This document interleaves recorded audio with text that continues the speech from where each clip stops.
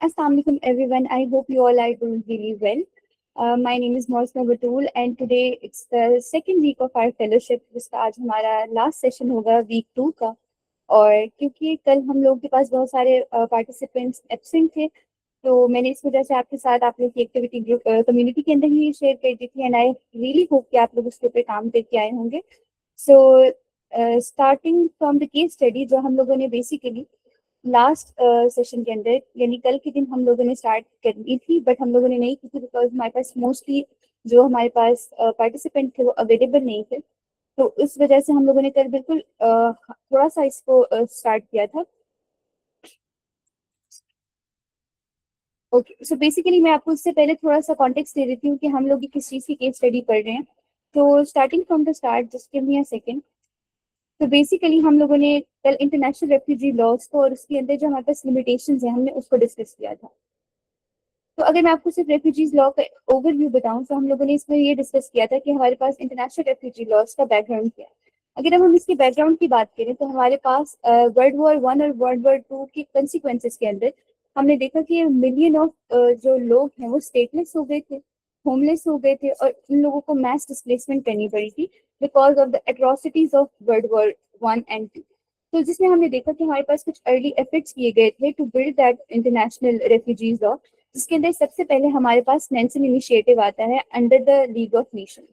तो बेसिकली हमने ये डिस्कस किया था कि जो नेल्सन पासपोर्ट है ये क्या चीज थी। बेसिकली इसको हमारे पास एक नॉर्वेजियन एक्सप्लोरर थे और डिप्लोमेट थे, उन्होंने हमारे पास इनिशिएटिव दिया था जिसके अंदर उन्होंने कहा था कि ये जो पासपोर्ट है ये प्रोवाइड करेगा एक आइडेंटिटी और इससे हम जो डिस्प्लेस लोग हैं उनकी मोबिलिटी को पॉसिबल कर सकते हैं फॉर वेरी टेम्परेरी और एड हॉक मेजर्स के अंदर। अब टेम्परेरी का ये मतलब था कि इसके ऊपर हमारे पास कोई परमानेंट लीगल बेसिस नहीं थी जिसकी बेसिस के ऊपर हमारे पास जो डिफरेंट डिस्प्लेस लोग थे वो ट्रैवल कर सके या एक जगह से दूसरी जगह पर मूव कर सके। तो बेसिकली हम लोगों ने देखा है जैसे historically you all are very aware of the fact कि हमारे पास लीग ऑफ नेशन जैसे ही वर्ल्ड वॉर 2 स्टार्ट हुई थी तो वो भी जो उसका मेन पर्पस था वो खो चुकी थी। इसका ये मतलब है कि लीग ऑफ नेशन हमारे पास बिल्कुल डिसफंक्शनल हो गई थी। तो आफ्टर वर्ल्ड वॉर 2 हमने देखा कि हमारे पास एक और इंटरनेशनल ऑर्गेनाइजेशन बनाएगी जिसको आज हम यूनाइटेड नेशन ऑर्गेनाइजेशन यूएनओ कहते हैं। तो यूएनओ के अंदर हम लोगों ने देखा हमारे पास यूएनएचसीआर यानी United nation high commission commissioner for refugees बनाया गया और इस पूरे एक इदारे को इस्टेब्लिश किया गया था just to protect the refugees rights और हम ताकि कोऑर्डिनेट कर सके जो हमारे पास एक इंटरनेशनल रिस्पॉन्स बनता है। तो हम लोगों ने देखा कि इंटरनेशनल रेफ्यूजीज का जो लॉ है वो for the very first time UNHCR के अंदर आया था और UNHCR is like the first custodian and guardian of the refugees international law. अगर मैं आपको ब्रीफली बताऊं तो हम लोगों ने देखा कि 1951 का जो रेफ्यूजीज कन्वेंशन है वो क्या है। अब हम लोगों ने रेफ्यूजीज का जो 1951 का कन्वेंशन है कल हमने बहुत डिटेल में इसको डिस्कस किया था। Just to give you the brief introduction of that particular convention, हम लोगों ने इसके पर्पसेस को डिस्कस किया था जिसमें हमने देखा कि यूनिवर्सैलिटी का कॉन्सेप्ट था कि इस पूरे कन्वेंशन में हमने ये बताया कि हमारे पास जो रेफ्यूजीज हैं it's not the responsibility of a single state but it's a share responsibility of all the international states. जो हमारे पास जितनी भी स्टेट्स हैं उनके दरमियान का इंटरेक्शन है और उसके अलावा जो हमारे पास कुछ नॉन स्टेट एक्टर्स है जिसमें हमारे पास डिफरेंट यूएन की एजेंसीज आ जाती हैं या डिफरेंट सिविल सोसाइटी के लोग हैं, वो लोग मिलकर इस चीज़ की रिस्पॉन्सिबिलिटी लें। तो just to take care of that responsibility हमें कुछ गाइडिंग प्रिंसिपल्स चाहिए थे, कुछ रूल्स चाहिए थे जो हमारे पास 1951 के कन्वेंशन के अंदर आया। तो बेसिकली जो हमारा कन्वेंशन था उसका जो मेन कोर एलिमेंट था वो परसिक्यूशन के ऊपर था।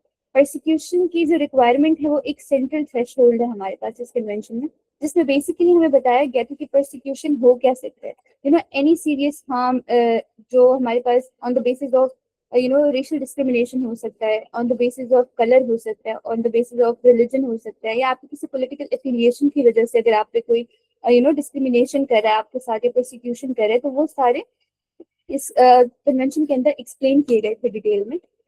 एंड देन हमने इसमें सब्जेक्टिव एलिमेंट्स और ऑब्जेक्टिव एलिमेंट्स की बात की थी। बेसिकली हमारे पास जो कन्वेंशन है इसकी कुछ रिक्वायरमेंट्स हैं और वो रिक्वायरमेंट ये है कि आप लोगों ने इस चीज़ को आइडेंटिफाई करना है, यानी कि स्टेट्स ने इस चीज़ को आइडेंटिफाई करना है कि जो हमारे पास एक फियर ऑफ परसिक्यूशन है क्या वो सब्जेक्टिव एलिमेंट है, क्या जो इंडिविजुअल है क्या वो जेन्युइनली उस चीज को फेयर करता है, या फिर कुछ क्रेडिबल एविडेंसेस होने चाहिए कि जो उस चीज को सपोर्ट करे कि जिस चीज के बेसिस के ऊपर आप अजाइलम ले रहे हैं या आप एक इंडिविजुअल को या ग्रुप ऑफ इंडिविजुअल्स को आप रेफ्यूजीज डिक्लेयर कर रहे हैं, तो क्या वो उसके अम्ब्रेला के अंदर फॉल करता है या नहीं करता।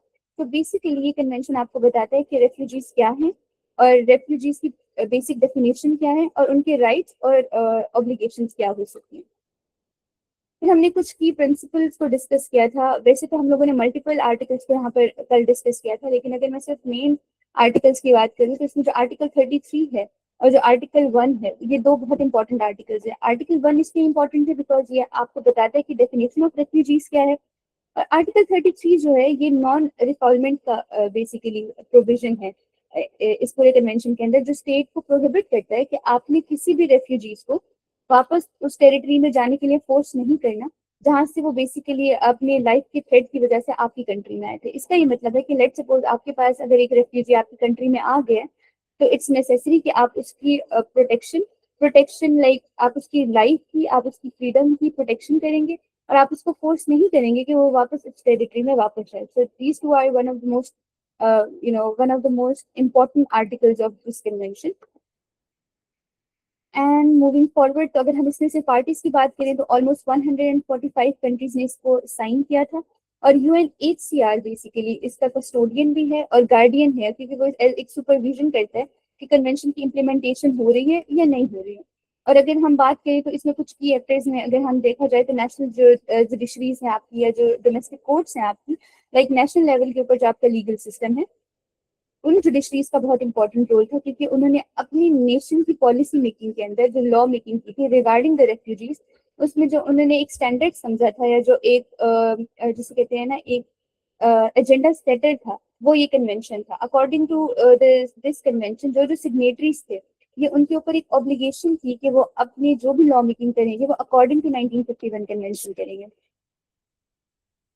अगर हम इसकी लिमिटेशन की बात की जाए तो इस कन्वेंशन के अंदर दो लिमिटेशंस बहुत प्रोमिनेंट आपको नजर आएंगी। सबसे पहला ये कि बहुत टेम्परेरी तौर पर इसको बनाया गया था, ये बहुत यूरोपियन सेंट्रिक था, यूरो सेंट्रिक जिसको आप बोलते हैं। अब उसकी वजह ये है कि अगर हम इसका कॉन्टेक्स्ट देखें तो जिस टाइमलाइन के अंदर ये हमारे पास कन्वेंशन बनाया जा रहा था या इसको अडॉप्ट किया गया था, उस टाइम पे जो नंबर ऑफ रेफ्यूजीज मूवमेंट थी वो मोस्टली हमारे पास यूरोप के अंदर थी, बिकॉज वर्ल्ड वॉर 1 और 2 ये दोनों यूरोपियन वॉर्स हैं, ये यूरोप के अंदर हो रही थी, ऑन द यूरोपियन सॉइल की जा रही थी, तो इसलिए बहुत यूरो सेंट्रिक था। तो हमने देखा कि जैसे जैसे हमारे पास ये जियोग्राफिकल लिमिटेशन है, इसकी वजह से आप इसको इस कन्वेंशन को बाकी कॉन्टिनेंट्स के अंदर अप्लाई नहीं कर पा रहे थे। तो 1967 के अंदर एक प्रोटोकॉल साइन किया गया relating to the status of refugees, जिसके अंदर इन दोनों लिमिटेशंस के ऊपर बात की गई कि इन्होंने इसको एक परमानेंट कन्वेंशन के तौर पर माना गया कि ये एक ग्लोबल फ्रेमवर्क है, और दूसरा ये कि उन्होंने इस चीज को भी एग्री किया कि हमारे पास जो एक क्राइसिस इमर्जिंग है एशिया के अंदर, अफ्रीका के अंदर और लैटिन अमेरिका के अंदर, उसकी रेलेवेंस इस कन्वेंशन से बनाई जाए। तो इंटरनेशनल सिस्टम के अंदर हमने देखा कि जो जोग्राफिकल रिस्ट्रिक्शन थी इसकी, उसको हटा दिया गया और इसको एक ग्लोबल फ्रेमवर्क के तौर पर हम लोगों ने एक्सेप्ट किया। जैसे कि मैंने भी आपको बताया कि जो यूएनएचसीआर है उसको सुपरवाइज करता है, तो it's a main UN body जो आपको रेफ्यूजी से रिलेटेड आज के दौर में नजर आती है। और it's a very interesting fact जो हमने कल भी डिस्कस किया था, वो ये कि यूएनएचसीआर हमारे पास 30 से 32 की लोगों के ऊपर मुश्तमिल एक यूएन की एजेंसी थी, जो स्टार्टिंग में हमारे पास सिर्फ 30 से 32 लोगों पर थी। बट अगर आज देखा जाए there are thousand of people affiliated with this UN agencies, और इसका बिलियन ऑफ डॉलर्स का पर एनम बजट है। इसका मतलब ये है कि यूएनएचसीआर ने काफी एक्सपेंड किया है ड्यूरिंग दीज इयर्स जितने अभी गुजर चुके हैं। Okay okay, this is very interesting thing, because हम लोग क्योंकि क्लाइमेट रेफ्यूजीज के बारे में बात कर रहे थे, तो ये जो हमारे पास प्रॉपर कन्वेंशन था 1951 का, जब इसको ड्राफ्ट किया जा रहा था तो वर्ल्ड वॉर 2 के कॉन्टेक्स्ट में इसको ड्राफ्ट किया जा रहा था। तो हमारे पास उस टाइम पे जब रेफ्यूजीज की टर्मिनोलॉजी को हम लोग डिफाइन कर रहे थे, तो हमने कहा कि well founded fear of persecution होना चाहिए, जिसका मतलब ये है कि कोई ना कोई ह्यूमन एक्टर इसमें इन्वॉल्व होना चाहिए। बट क्योंकि हमने इसमें एक ह्यूमन एक्टर की एप्लीकेशन डाल दी थी, तो हम लोगों ने देखा कि with the passage of time जैसे जैसे क्लाइमेट चेंज हुआ या क्लाइमेट रिलेटेड हार्म स्टार्ट हुए, जिसमें फ्लडिंग थी, ड्राउट्स थे या सी लेवल राइज थी, उसको एज अ परसिक्यूशन नहीं देखा गया। और अगर हम इसके ऊपर मजीद बात करें तो हमारे पास जो क्लाइमेट चेंज है is consider as a non intentional non discriminatory phenomena. इसका ये मतलब है कि ये डायरेक्ट इंडिविजुअल्स को टारगेट नहीं करता on the base of their religion, nationality और पॉलिटिकल ओपिनियन। तो आप इनको, जो लोग इस चीज से इम्पैक्ट हो रहा है जिन लोगों के ऊपर, जो अफेक्टेड इंडिविजुअल्स हैं, उनको आप रेफ्यूजीज की कैटेगरी में ऐड नहीं कर सकते। Which is why it is very important कि आप जब भी इंटरनेशनल रेफ्यूजीज के लॉ को पढ़ना चाहते हैं या अगर आप क्लाइमेट में की मद में इसको पढ़ना चाहते हैं, तो इट्स वेरी इंपॉर्टेंट कि आप पहले 1951 का रेफ्यूजी कन्वेंशन पढ़ें। दैट्स वाई हमने जो ये वाला वीक था, जो हम इस टाइम जिसका हम सेशन ले रहे हैं, उसको हमने टोटली डेडिकेट किया था सिर्फ इस कन्वेंशन के ऊपर, because it's very important one in order to understand the international refugees law. Moving forward हम लोगों ने कुछ गैप्स कल डिस्कस किए थे, जिसमें हमने बताया था कि हमारे पास कुछ सॉफ्ट लॉ के फ्रेमवर्क्स अवेलेबल हैं इंटरनली डिस्प्लेसमेंट के जो मद में आते हैं, जैसे कि यूएन की गाइडिंग प्रिंसिपल्स हैं, but all these are non binding और वीकली इन्फोर्स। बेसिकली हमारे पास इंटरनेशनल फ्रेमवर्क के अंदर कोई ऐसा रेफ्यूजी लॉ मौजूद नहीं है जो हार्ड लॉ की कैटेगरी में आता है। We have a few of the UN guiding principles, but वो सारे यूएन के सॉफ्ट लॉज के अंदर आते हैं, it's not in the hard law, जिसकी वजह से उसकी इम्प्लीमेंटेशन के ऊपर आप स्टेट्स को या किसी भी सिग्नेटरी मेंबर को या किसी भी एंटिटी को अकाउंटेबल नहीं कर सकते। So the the whole phenomena of accountability is absent in this international law. Moving forward हम लोगों ने human rights obligation refugees law के अंदर हम लोगों ने मेजर गैप देखा था, विच मीन्स कि जो हमारे पास एग्जिस्टिंग ह्यूमन राइट्स की ट्रीटीज हैं उसके अंदर जो migration right for climate displaced person हैं वो एक्सप्लिसिटली नहीं बताया गया। इसका ये मतलब है कि हमें नहीं मालूम कि अगर कोई भी इंसान या कोई भी इंडिविजुअल हमारे पास अगर क्लाइमेट की वजह से डिस्प्लेस कर रहा है तो उसके प्रॉपर राइट्स क्या हो सकते हैं और उनकी ऑब्लिगेशंस क्या हैं, बिकॉज हमने जो क्लाइमेट रेफ्यूजीज है इसकी टर्मिनोलॉजी को पढ़ा ही नहीं है, और हमारे पास जो कन्वेंशन एग्जिस्ट कर रहा है इंटरनेशनल सिस्टम के अंदर उसके अंदर डिफरेंट गैप्स हैं, डिफरेंट लूप होल्स हैं। This is the major gap that we had discussed in our previous session. So this is our today's important lecture by the way. हम लोगों ने अभी तक पढ़ा कि हमारे पास पूरा रेफ्यूजीज का लॉ क्या है, सिस्टम क्या है, कन्वेंशन कैसे वर्क करता है बेसिकली, और हमारे पास उसका कस्टोडियन कौन है, what are the limitations and etcetera.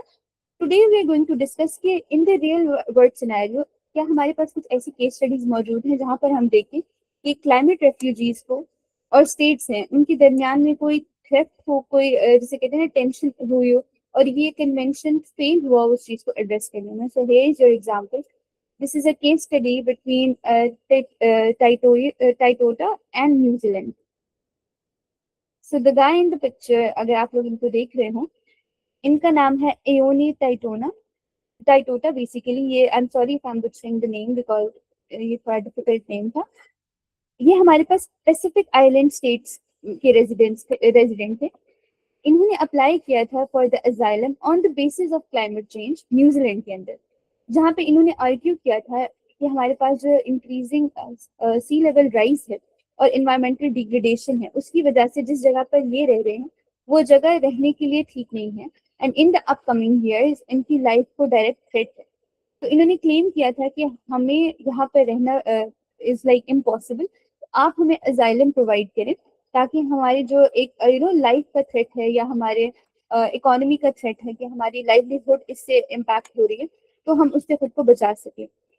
अब जब इन्होंने उस अजाइलम के लिए अप्लाई किया था तो जो हमारे पास न्यूजीलैंड की गवर्नमेंट है या जो उनकी माइग्रेशन की अथॉरिटीज है, they clearly rejected his application, और इन्होंने ये कहा था कि जो रेफ्यूजीज की लीगल डेफिनेशन है अंडर द 1951 रेफ्यूजीज कन्वेंशन, ये उसके ऊपर पूरा नहीं उतरते। इसका मतलब है जो क्राइटेरिया हमारे पास इंटरनेशनली सेट हुआ है ये उस क्राइटेरिया के ऊपर पूरा नहीं उतरते। तो जिसकी वजह से हमने देखा there is a tension between that individual and the state of New Zealand basically. Legal argument अगर हम देखें तो इसका लीगल आर्ग्यूमेंट ये था कि हमारे पास जो वो इंडिविजुअल थे वो इस चीज को क्लेम करते हैं या उस चीज को आर्ग्यू करते हैं कि हमारे पास जिस रीजन में ये रहते हैं वो वायलेट हो, मतलब वहां पर एक वायलेशन है कि उनके राइट ऑफ लाइफ जो है वो under the international human laws के अकॉर्डिंग वो वायलेट हो रहा है because of that climate impact.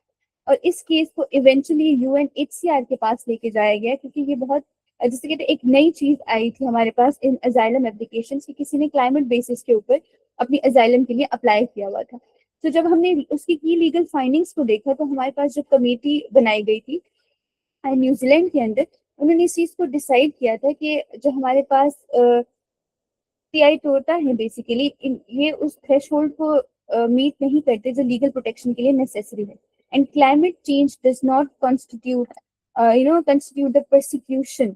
इसका मतलब ये कि जैसे कि हम लोगों ने 2 दिन परसिक्यूशन पे ही बात की है कि हमारे पास जो परसिक्यूशन है वो किसी भी तरह का फेयर ऑफ थ्रेट हो सकता है on the basis of discrimination. तो क्लाइमेट चेंज हमारा किसी भी तरीके के डिस्क्रिमिनेशन नहीं करता। तो in a very in a very lighter way अगर हम कहें, तो हमारे पास जो क्लाइमेट चेंज है वो किसी के साथ रेसिज्म नहीं करता। अगर वो किसी व्हाइट स्किन वाले को टारगेट कर रहा है, तो वो इस बेस पे नहीं कर रहा कि ये व्हाइट स्किन गाय है या ब्लैक स्किन गाय है। So there is no at least racism and discrimination about the climate change. But still अगर हम देखें तो उनको ये बताया गया कि आप कन्वेंशन के अकॉर्डिंग आप परसिक्यूशन के अंदर नहीं आते, सो हम आपको अजाइलम प्रोवाइड नहीं कर सकते। However, the committee made a groundbreaking recognition that climate change and environmental degradation can, in the extreme cases, threaten to the right of life. ये आर्टिकल 6 ऑफ ICCPR बेसिकली एक कोवेलेंट है जो sign किया गया था, जो आपके पॉलिटिकल राइट्स हैं और जो सिविल राइट्स हैं उनके लिए। तो उसके अकॉर्डिंग कि लेट्स सपोज अगर कहीं पर हमारे पास क्लाइमेट चेंज बहुत हद तक वर्स्ट केस सिनेरियो में आ गया है, तो फिर अगर वो लाइफ ऑफ थ्रेट में आ रहा है, then somebody can apply for that particular asylum on the basis of climate change. Otherwise, आप apply नहीं कर सकते. If the condition become life-threatening, state may legally prohibit it from deporting the individual back to such environment. अगर कोई individual है जो climate की वजह से आपकी कंट्री में माइग्रेट करके आया है, तो अगर आपको पता है कि उस कंट्री के अंदर दोबारा हमारे पास जाने से इसकी लाइफ को थ्रेट है, तो आप उनको वापस नहीं जाने देंगे वहाँ पे। And it's a duty of a state कि आप इस चीज को इंश्योर करें कि ये दोबारा नहीं होगा। अगर हम सिग्निफिकेंस की बात करें, तो फर्स्ट इंटरनेशनल एक्नॉलेजमेंट दी गई पहली दफा कि हमारे पास climate change can also trigger the human right based protection obligation under the international law. Moving forward, this case also established that although climate refugees are not legally recognized under refugees law, they may still receive the protection under the human rights law in the extreme situation. So the situation must be extreme. Otherwise, आप उसके लिए apply नहीं कर सकते। इस case में this case also opened the door for the future climate related asylum based on the right to life argument. Let's suppose आपके पास कोई ऐसी केस आ गया कि जिसमें अब आपकी लाइफ को खतरा है और वो खतरा ड्यू टू क्लाइमेट चेंज है, तो फिर आप अजाइलम के लिए अप्लाई कर सकते हैं। अगर हम इस जजमेंट को देखें तो इसकी कुछ लिमिटेशन भी थी। अब उसकी लिमिटेशन ये थी कि the case did not recognise climate change as a ground for refugee status. अब इसका क्या मतलब है, कन्वेंशन आज भी उतना ही रिजिड है जितना 1951 में था, ऑन द बेसिस ऑफ के रेफ्यूजीज आपने किसको डिक्लेयर करना है। अगर हम उस थ्रेशहोल्ड की बात करें, तो the threshold set by the committee is extremely high और इसमें इमीडिएट लाइफ थ्रेटनिंग रिस्क होना चाहिए। लेकिन हम, जैसे कि आप सब जानते हैं कि अगर हम एनवायरमेंटल डिक्लाइन की बात करें, तो वो environmental change itself is not a very quick process. It's a very gradual process, a slow process, जिसकी आउटकम हो सकता है कि जो पोल्यूशन आप आज कर रहे हैं उसके इम्पैक्ट आपको आज से 50 साल बाद नजर आ रहे हैं। तो इसका ये मतलब है कि एक थ्रेशहोल्ड जो कमेटी ने सेट किया है वो बहुत हाई है, उस तक पहुंचने के लिए भी आपको 50 साल लग जाएंगे। So this is again a very big limitation of this judgement. Moving forward, तो हमारे पास एक no binding global framework was created, meaning कि हमारे पास जो प्रोटेक्शन है वो केस बाय केस दी जाएगी, वो अनसर्टेन है। आपने कोई क्लाइमेट रेफ्यूजी से रिलेटेड बाइंडिंग कन्वेंशन नहीं बनाया है, आप केस टू केस उस पर मूव करें, which again is a big problem and a big limitation in this judgement. तो फॉर इस केस में अगर किसी को कोई प्रॉब्लम है, please ask questions, and if you want to add something you can add as well. And I highly appreciate कि अगर आप लोग कंट्रीब्यूट करें, वरना इट्स मोर लाइक सिर्फ मैं ही बोल रही हूँ तो फिर मजा नहीं आएगा आप लोगों को भी। तो आप लोग भी कम्युनिकेट करें, या आप लोग अगर इसमें कुछ ऐड करना चाहते हैं इस पूरे केस के अंदर, या अगर आप लोग का कोई क्वेश्चन है तो प्लीज आप लोग क्वेश्चन पूछें। You can either write in the chat box or you can just unmute yourself and speak.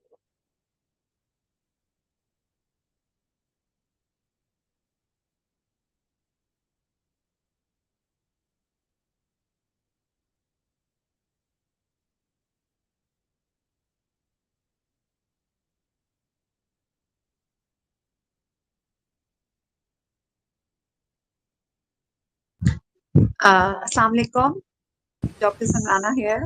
वालेकुम अस्सलाम मैम। कैसे हो आप? अल्हम्दुलिल्लाह मैम, आप कैसी हैं? Sorry for yesterday. As you know, there are so many issues regarding electricity and network. I just want to appreciate you for this particular presentation. Mashallah, that is excellent, and you have very accurately described the 1951 Refugee Convention. क्योंकि मैं खुद international law से भी हूँ, तो वो of course आपने एक एक चीज जो है वो बहुत अच्छे तरीके से आपने समझाई है, and everything is clear. Thank you so much. I just don't want to comment or any kind of addition because you have elaborately discussed everything. Thank you so much ma'am, it's really nice of you. Thank you. And I really appreciate कि आप लोग please इसको कुछ contribute करें, because I am also a learner, I am also a student. तो जब आप लोग अपना इनपुट देंगे, so you know we can definitely have you know some chat about it, ताकि हम लोग भी कुछ सीख सकें इसमें. And all this effort is for you guys, so I really want कि आप लोग इसमें कुछ ऐड करें. Okay, I think there is no more question, so I'll move forward. So human right based protection approach हमारे पास. Just let me add somebody. Just a second.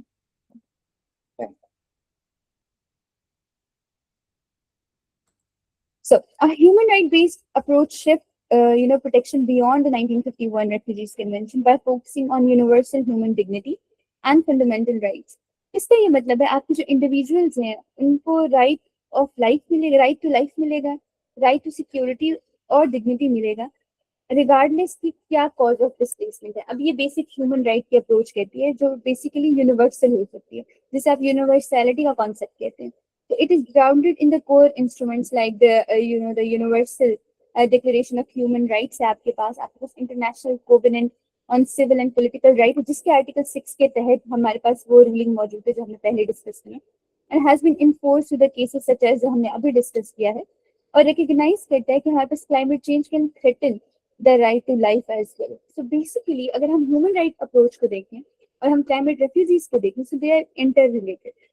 While this approach introduced state obligation to prevent the foreseeable harms and allow temporary protection, it remains case specific and does not create a formal legal status like refugees recognition, limiting its effectiveness for the large scale climate displacement, जिसको हम पहले भी discuss कर रहे थे कि आपने एक रूलिंग सेट की कि लेट सपोज कि हमारे पास अगर क्लाइमेट चेंज का जो इशू है वो किसी एक्सट्रीम पे चला जाता है, तो उसके बाद आप उस पर्टिकुलर इंडिविजुअल को अजाइलम प्रोवाइड करेंगे, आप उसको रेफ्यूजीज का स्टेटस देंगे. बट द प्रॉब्लम इज कि अगर वहां पर वो नहीं है, लेकिन उसके जो हमारे पास आफ्टर शॉक्स है क्लाइमेट चेंज की, वो किसी स्मॉल स्केल पर आ रहे हैं, तो फिर क्या आप उनको वो स्टेटस नहीं देंगे? विच मीन्स कि आपके पास ये केस स्पेसिफिक रूलिंग है, ये कोई यूनिवर्सल या ग्लोबल फ्रेमवर्क के अंदर नहीं आता, which is again a very sad thing. Because अगर हम केस स्पेसिफिक चलते रहेंगे तो हम कोई भी एक यूनिवर्सल फ्रेमवर्क नहीं बना सकेंगे जो लीगल भी हो, जिसके लिए स्टेट अकाउंटेबल भी हो. Moving forward, we have climate change legal frameworks. So basically, हमारे पास जो global response to climate change is primarily built under the framework of UNFCCC, United Nations Framework Convention on Climate Change, which was adopted in 1992 to stabilize the greenhouse gas concentrations and address the climate change through international cooperation. Basically, UNFCCC ने का जो पूरा हमारे पास एक UN की body है, वो हमें ये बताती है कि आपकी जो ग्रीन हाउस गैस इमिशंस हैं वो इस स्केल पर पहुंच गई हैं कि मे बी उससे आपकी जो डिफरेंट सेक्टर्स ऑफ लाइफ है वो इम्पैक्ट होंगे, या जो उसका इफेक्ट है वो across all the domains of your life आएगा.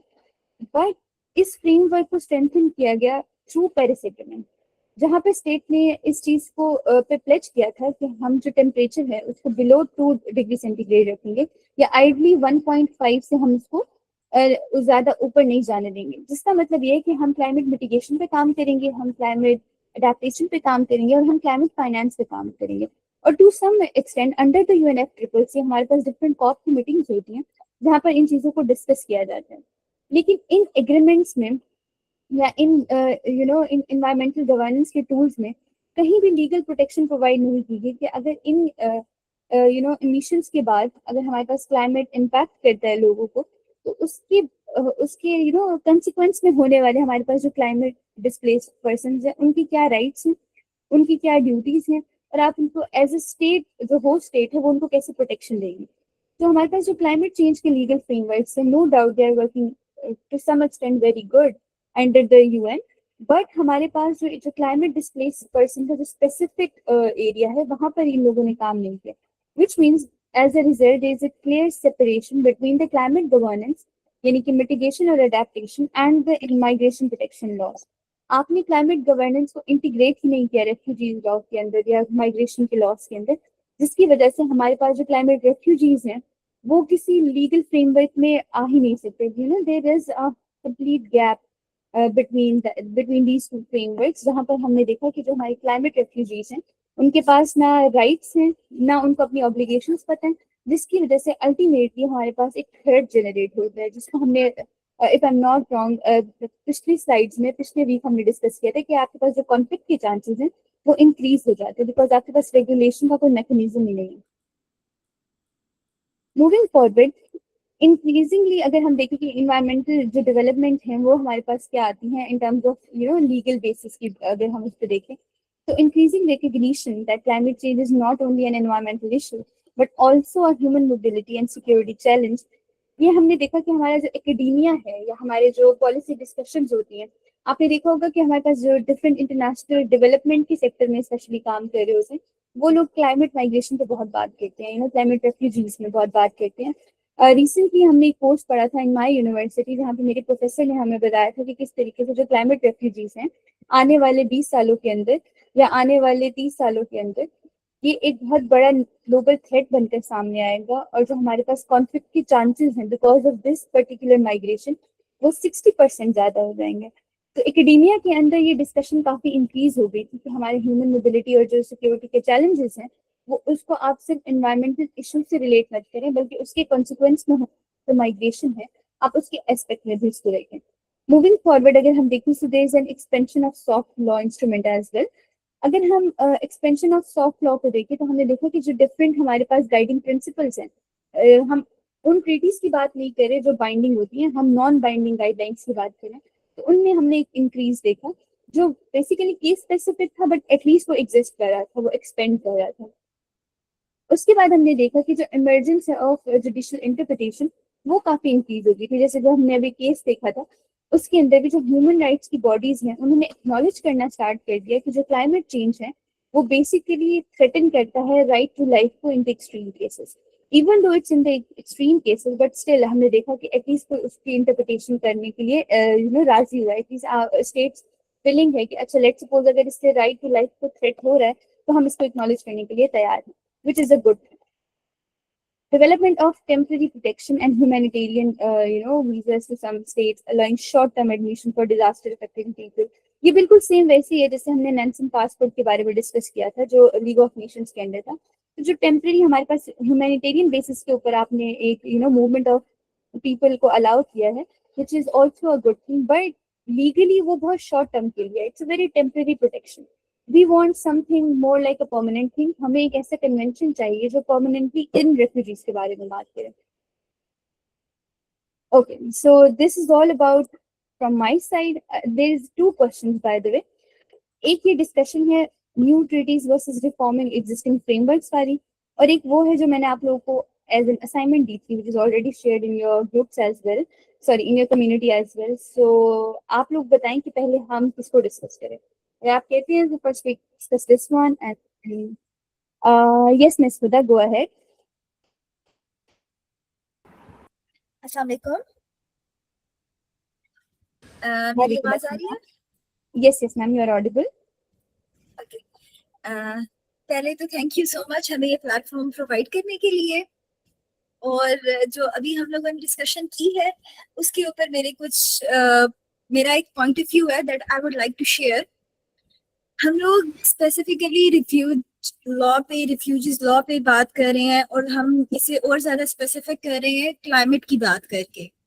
लेकिन मुझे लगता है कि इस जगह पे एक चीज बहुत इंपॉर्टेंट है जिसे हम लोगों को फोकस करने की भी जरूरत है, और वो ये है कि हम लोग ये देख रहे हैं कि कौन कौन सी कंट्री जो है वो वेलकम कर रही है। तो ऐसी जो कंट्रीज हैं जिनका जो वेलकम करती हैं रिफ्यूजीज को, अब उन कंट्रीज की, अब वो रिफ्यूजीज जो एक ऑलरेडी क्लाइमेटिक कंडीशंस की वजह से एक जगह से दूसरी जगह जा रहे हैं, उन कंट्रीज की अपनी क्लाइमेटिक कंडीशंस कैसी हैं? क्या वो अभी इतनी फेवरेबल हैं कि वो आगे 10-15 साल तक उन्हें वहां पे एकोमोडेट कर सकें?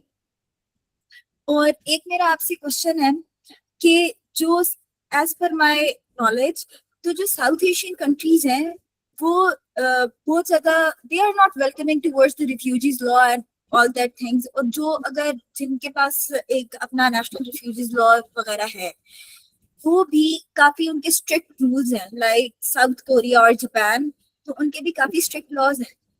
तो इसके ऊपर अगर आप कुछ बताएं तो। Thank you so much miss Huda for asking questions. Okay, so आपकी क्वेश्चन बेसिकली दो हैं। अगर मैं आपके पहले क्वेश्चन की बात करूँ तो आप ये पूछेंगे कि जो हमारे पास होस्ट कंट्रीज हैं, क्या उनकी जो क्लाइमेट कंडीशंस हैं वो इतनी फिजिबल हैं कि वो आने वाले अपकमिंग सालों के अंदर उन लोगों को होस्ट कर सके। तो बेसिकली अगर हम देखें तो मोस्टली जितने भी कंट्रीज हैं हमारे पास अराउंड द वर्ल्ड, वो सभी किसी ना किसी तरीके से क्लाइमेट से इफेक्टेड हैं।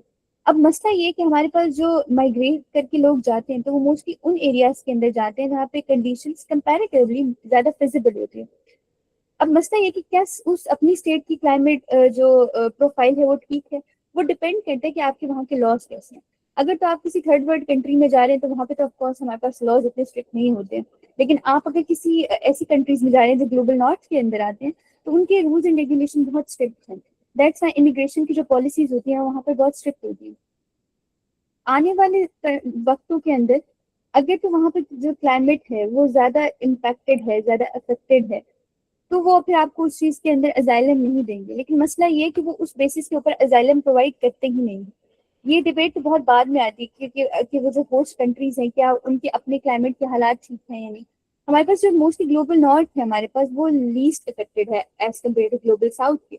तो वहां पे तो वैसे ही आपको जो इमिग्रेशन पॉलिसी है वो बहुत सख्त है। अजाइलम तो फिर बहुत दूर की बात है। तो मेरे ख्याल से कि मैं इसको मजीद भी चेक करके आपको बता दूंगी कि इसके ऊपर क्या डिबेट है करंटली। लेकिन जो हमने करंट एकेडमिया के अंदर डिबेट देखी थी वो ये था कि आप क्लाइमेट रेफ्यूजीज को लीगली तौर के ऊपर रिकग्नाइज करें।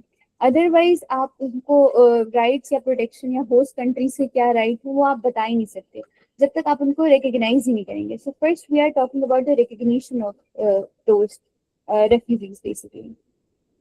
As per your second question, can you please repeat the second question? कि हमारे पास जो साउथ एशिया का अगर आपने रीजन की बात की थी कि यहाँ पर हमारे पास ज्यादा वेलकमिंग लोग नहीं होते, if I'm not wrong.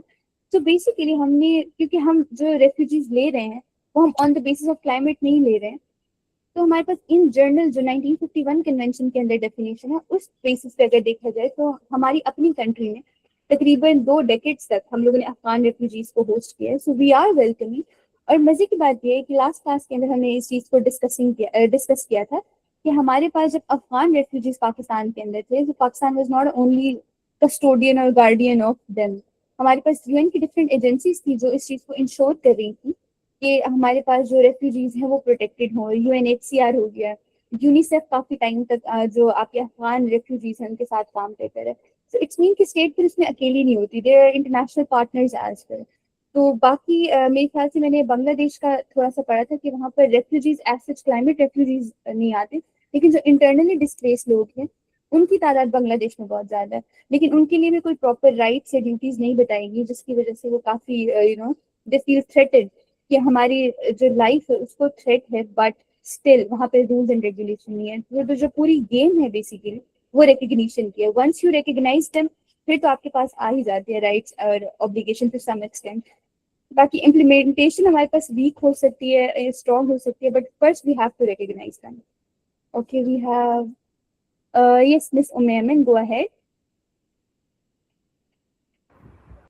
Am I audible? Hello? Miss Umayman. Hello, am I audible? Yeah, can you speak little louder because आपकी Okay, आवाज sure. बहुत दूर से। Yeah, now is it good? I put my microphone so close to my mouth right now. Is it No, okay? it's fine now. It's fine now. Okay. So the question was for yesterday's session that we had was for like Afghan refugees. And see, I did some research because international law is my favorite. So the thing is that Pakistan is not the signatory of the 1951 convention, but it has to give the ad hoc protection. Acha, ad hoc protection, what is ad hoc protection? To give the immediate protection to someone. Say it. Because at any cost, if even you are not the signatory of any protection or law, you are bound to the customary international law. All right. So if you're not going to go for it, you have to do it because you are bound to it. And if you're not going to do it, the international organizations are going to question you for violating the human rights. So that is why Pakistan had to go for it, even though it gives limited protection. Also, what I read that it has to give, what do we call that? It has to have some legal framework if you want to be a refugee here. So you have to do the formal like application and registration and security concerns for it, and that is how you can get to be the refugee. You have to get the refugee status formally, not just invading into the country by that.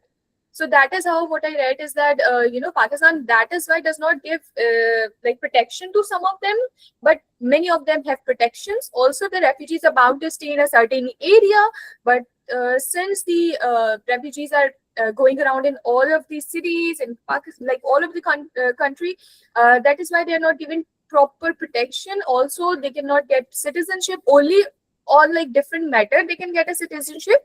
Also, the country does not have good relations, good terms with that. Back in the time they had, but now they don't. So that is why the proper citizenship is not being given to them. Yeah, so that is what I read. You can correct me if I'm wrong. Thank you so much miss and it's really great कि आप पढ़ के रही हैं। और बिल्कुल आप ठीक करिए, पाकिस्तान 1951 कन्वेंशन का सिग्नेटरी नहीं है, बट जो हमने प्रोटेक्शन दी थी अफगान रेफ्यूजीज को वो हमने टेम्परेरी तौर पे दी थी। So you are truly right. Yes ma'am, Samrana, go ahead. जी, अस्सलाम वालेकुम। अच्छा, I will be dealing with the first question, that is all about the recognition of the climate refugees. अच्छा, फॉर्मली जब हम इंटरनेशनल लॉ को स्टडी करते हैं ना, तो as far as 1951 refugee convention is concerned, formally climate refugee, it is not recognized by 1951 refugee convention. Why? Because there is as you told, there is a specific terminology, persecution based on race, religion and nationality, or membership of a particular social group. So environmental या climate factors जो हैं, they do not fit neatly into this definition, one thing. But practice wise, it is slightly different from the theory. अब practical अगर आप देखते हो तो सबसे पहले आपका जो United Nations high commissioner for refugees है, ये एक्नॉलेज करता है कि क्लाइमेट चेंज जो है एक मेजर ड्राइवर है डिस्प्लेसमेंट का, ठीक है। लेकिन उसने जो यूएनएचसीआर ने है वो अपने still it has to operate under the legal categories जो उसके अकॉर्डिंगली डील करना है। दैट इज वाई जो फुली क्लाइमेट रेफ्यूजी को एक फुल टाइम लीगैलिटी है, that can not be provided. Second important thing is international organisation for migration जो है वो ब्रॉडर टर्मिनोलॉजी यूज करती है for climate refugee, that is environmental migrants, ताकि वो लीगल कंस्ट्रेंट्स को जो क्लाइमेट रेफ्यूजी के साथ अटैच्ड है उनको ना उसके अंदर आए, ठीक है, ताकि वो लीगल कवर उसको मिल जाए। So they use the terminology environmental migrants. Third very important aspect is जो ग्लोबल कॉम्पैक्ट फॉर माइग्रेशन है, दैट इज नॉन बाइंडिंग। ये इंक्लूड करती है क्लाइमेट रिलेटेड मोबिलिटी को और इनकरेज करती है कि states to plan for it, कि कहाँ पे आपने इनको मोबिलाइज करना है, किधर सेटल करना है, almost all the things, but this is again non binding. That is why the problem related to the non recognition of climate refugees, it is still there. और एक और चीज है जो कि आपने केस अभी डिस्कस किया, जिसके अंदर ये सजेस्ट किया हुआ है कि people can not be return to countries where climate impacts pose a serious threat to life, ठीक है। तो हमारे जो रिकग्निशन वाइज हमारा जो सबसे इम्पोर्टेंट डिबेट्स हैं as far as this particular climate refugee recognition is concern, causality problem है कि क्लाइमेट चेंज एक सिंपल ट्रिगरिंग इम्पैक्ट नहीं क्रिएट करती, डायरेक्ट इम्पैक्ट नहीं क्रिएट करती, it acts not on solitary basis, rather it acts in a combined form. ठीक है, it's a multiple threat.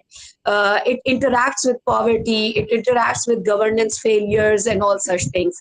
फिर दूसरी बहुत important चीज है state responsibility का concept है international law में कि who should take this responsibility of this climate displaced persons, और कौन responsible है, whether state is responsible for this particular action, this particular climate displacement. ठीक है, और क्योंकि हमेशा स्टेट्स को एट्रीब्यूट किया जाता है जो भी रॉन्गफुल एक्ट या ओवरऑल जो भी एक्शन होता है इंटरनेशनल लॉ में. सो दैट इज व्हाई हमारा जो रिकग्निशन का पॉइंट ऑफ व्यू है, this will be there as it is because there is no formal status given to these climate displaced people. ठीक है, कोई गवर्नेंस नहीं है. अच्छा, सेकंड चीज जो आपने अफगान रेफ्यूजीज की जो कल असाइनमेंट दी थी, माशाल्लाह उम्मे एमन has categorically spoke about it और बहुत अच्छे तरीके से बताया कि हमारा जो पाकिस्तान है ना, उसने अभी तक 1951 रेफ्यूजी कन्वेंशन को साइन ही नहीं किया हुआ. ठीक है, लेकिन ये एक लीगल भी इशू है, ह्यूमैनिटेरियन इशू भी है. और जब हमने we are non signatory to the 1951 convention. Also, we are not signatory to the protocol that came in 1967. ठीक है, तो हम legally treaty wise we are not bound, but again we have the compulsion कि हमने customary international law को follow करना है. और customary international law में there is a very important principle as you talked about earlier, the non-refoulement principle. ठीक है, that prohibits states from returning individuals to a country where they would face a real risk of persecution or torture or other cruel inhumane punishments. ठीक है, इसके अलावा पाकिस्तान ने कुछ और अच्छा, पाकिस्तान की चूंकि इंटरनेशनल रेफ्यूजी कन्वेंशन में कोई सिग्नेशन नहीं है, सिग्नेचर, सो नेशनल लेवल पे भी there are no such kind of things, no such legal instruments. But Pakistan has ratified other conventions as well. Like for example, indirectly Pakistan is bound to get hold of these refugees. वो कौन सी हैं? जैसे convention against torture and other cruel, inhuman और degrading treatment है और punishment है, 2010 में दैट वाज पास्ड. इसका आर्टिकल 3 जो है that talks about this refoulement principle. इसी तरीके से आपका जब अक्टूबर 2023 और later on it was like ये था कि जी पाकिस्तान रिपैट्रिएट करे और इलीगल फॉरेनर्स को, सो वहां पे ये प्रॉब्लम आई. और इसके एक तो उसमें जो दो इश्यूज बहुत इंपॉर्टेंट थे कि रेफ्यूजीज किस तरीके से, रिटर्नीज जो हैं उनकी वल्नरेबिलिटी देखनी थी. यूएन एक्सपर्ट्स ने कहा कि जी उनको वल्नरेबल देखें. लाइक फॉर एग्जांपल जो मार्जिनलाइज्ड पॉपुलेशन है अफगान रेफ्यूजीज की, जैसे विमेन है, चिल्ड्रन है, माइनॉरिटीज हैं, वो ह्यूमन राइट्स के रिस्क को कैसे फेस कर सकते हैं या कैसे करते हैं, उनके लिए कोई प्रॉब्लम ना हो. और secondly again customary international law pressure of now non-refoulement, so that created a specific issue for these Pakistanis. Thank you. Sorry इतना लंबा lecture हो गया, आपसे भी ज्यादा, लेकिन at least thank you so much ma'am, it's an honor to have you here because आपसे इतना सीखने को मिलता है. I highly appreciate कि आप ऐसे ही उसमें अपने comments add करती रहें ताकि मुझे भी थोड़ा बहुत आइडिया हो जाएगा. और next time I will definitely integrate those point in further slides as well. So guys, now thank you. You're welcome ma'am. So now we have a discussion question. In your opinion, what do you think कि हमारे पास new treaties होनी चाहिए जो climate refugees को acknowledge करें, recognise करें, या आपको लगता है कि हमारे पास एग्जिस्टिंग फ्रेमवर्क है उनके अंदर हमें कुछ रिफॉर्म्स लाने चाहिए? So what's your opinion and I want all of you to participate क्योंकि मैं आप लोगों का ओपिनियन जानना चाहती हूँ ताकि in the end we have to know something and we have like 2 to 3 minutes for this discussion because we have our guest speaker as well. So kindly speak ताकि हम लोग इसके ऊपर थोड़ी डिस्कशन कर सकें और बाद में मैं आपको अपना ओपिनियन भी बता सकूँ.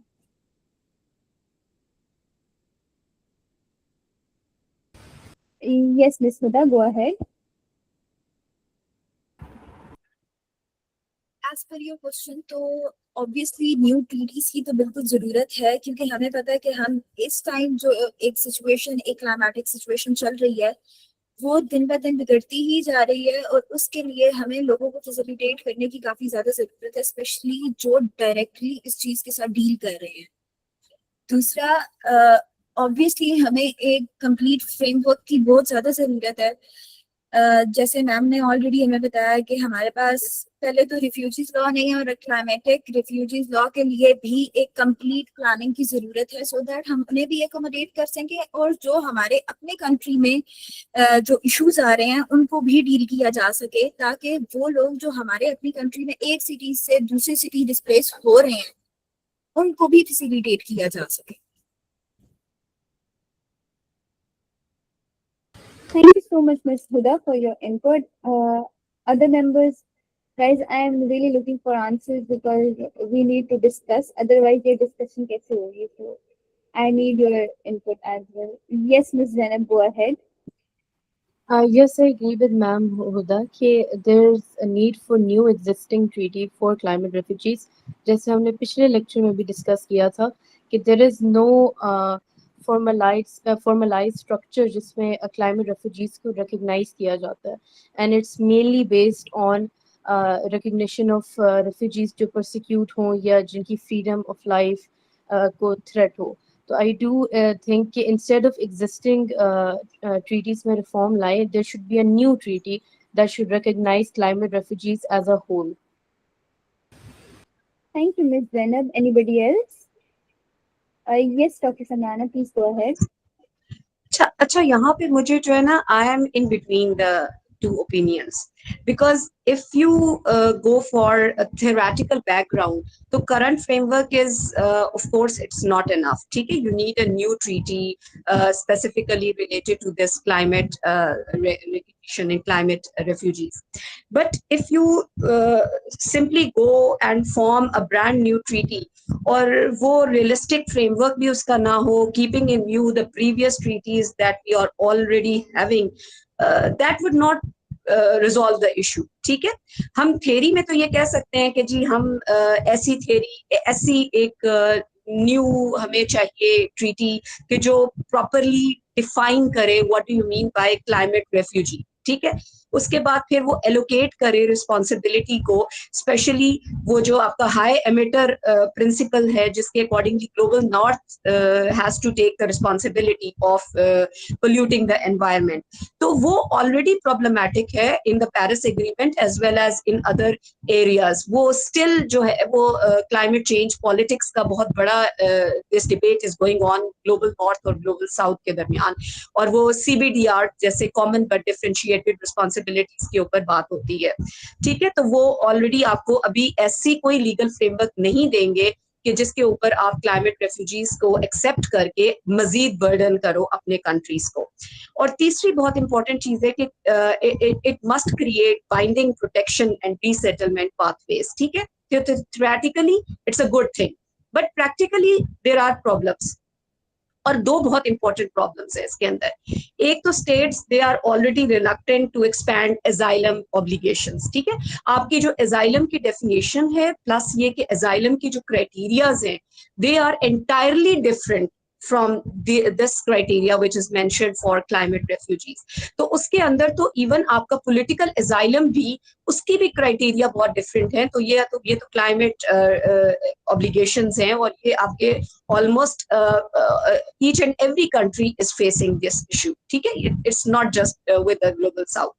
Second important thing is कि negotiations जो है ना इस क्लाइमेट रेफ्यूजी की एक्सेप्टेंस के ऊपर और रिकग्निशन के ऊपर they can take years and years, and then again it will be resulting in a diluted outcome, just as happening in COPs, in various COPs. और अभी तक COP 30 हो गया, 30 COPs जो बिगाड़ ना सकी इस इंटरनेशनल कम्युनिटी का रिलेटेड टू क्लाइमेट चेंज. वो क्लाइमेट रेफ्यूजीज के बारे में which is a very new concept and which is very related to that, उसका क्या कर सके. Thank you. तो एक medium terminology is necessary, medium term में चले. Yes, we can talk about this. Thank you so much, ma'am. And very Thank well you. said कि हमें कुछ in between कुछ ऐसा find out करना चाहिए जो हमारे solution को ज़्यादा अच्छे तरीके से practically बता सके. Yes, ma'am. Huda, you want to say something? Yes ma'am, मेरा यहाँ पे क्वेश्चन है. सॉरी मेरे ज्यादा क्वेश्चंस के लिए, because I am from the background of biomedical engineering technology, तो मैं उसी वजह से मैं जरा पूछना चाह रही हूँ, जो मेरे माइंड में आता है मैं वो पूछ लेती हूँ. हमारे पास एक अभी मैम ने जिस तरह बात की कि ऑब्वियसली थ्योरेटिकल वर्क अगर हो भी जाता है तो हमारे पास इसकी इम्प्लीमेंटेशन काफी ज्यादा जरूरी है। लेकिन यहाँ पे एक चीज है कि अगर हम लोग हम बड़े से शुरू ना करें, हम खुद से शुरू करें। हम अपने एरिया, अपने प्रोविंसेस, अपनी कंट्री को लेके अगर इसके ऊपर स्टेप्स लेना शुरू करें तो wouldn't it be helpful for us? अच्छा, may I answer this? Yes, हाँ, ma'am, sure. थोड़ा सा इसके अंदर miss Huda, thank you so much for appreciating. दो इश्यूज इसके अंदर आ सकते हैं। एक, या तो हमने अगर स्टार्ट लेना है तो it can be like, first of all you have to interpret और उसी को एक्सपैंड करें जो एग्जिस्टिंग लॉ एग्जिस्ट करता है in the UN human rights charter, ठीक है।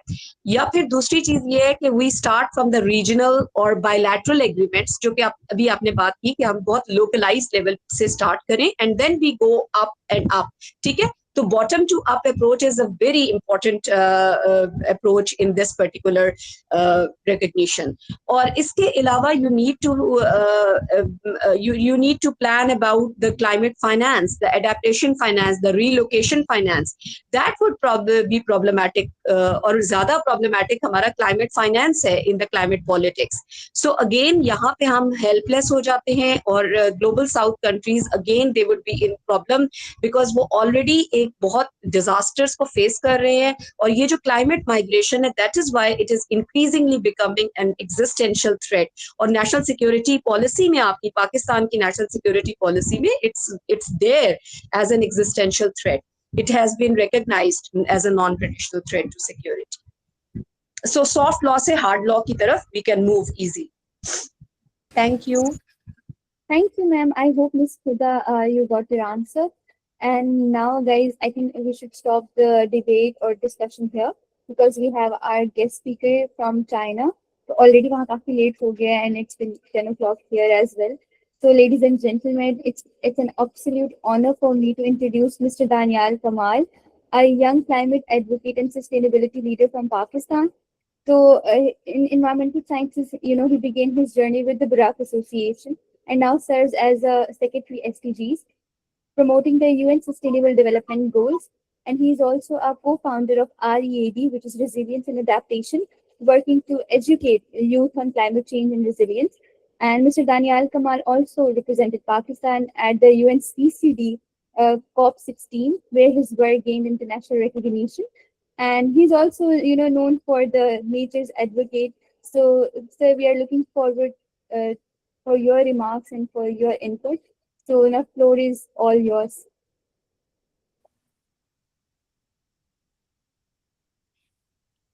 Okay, thank you so much, team.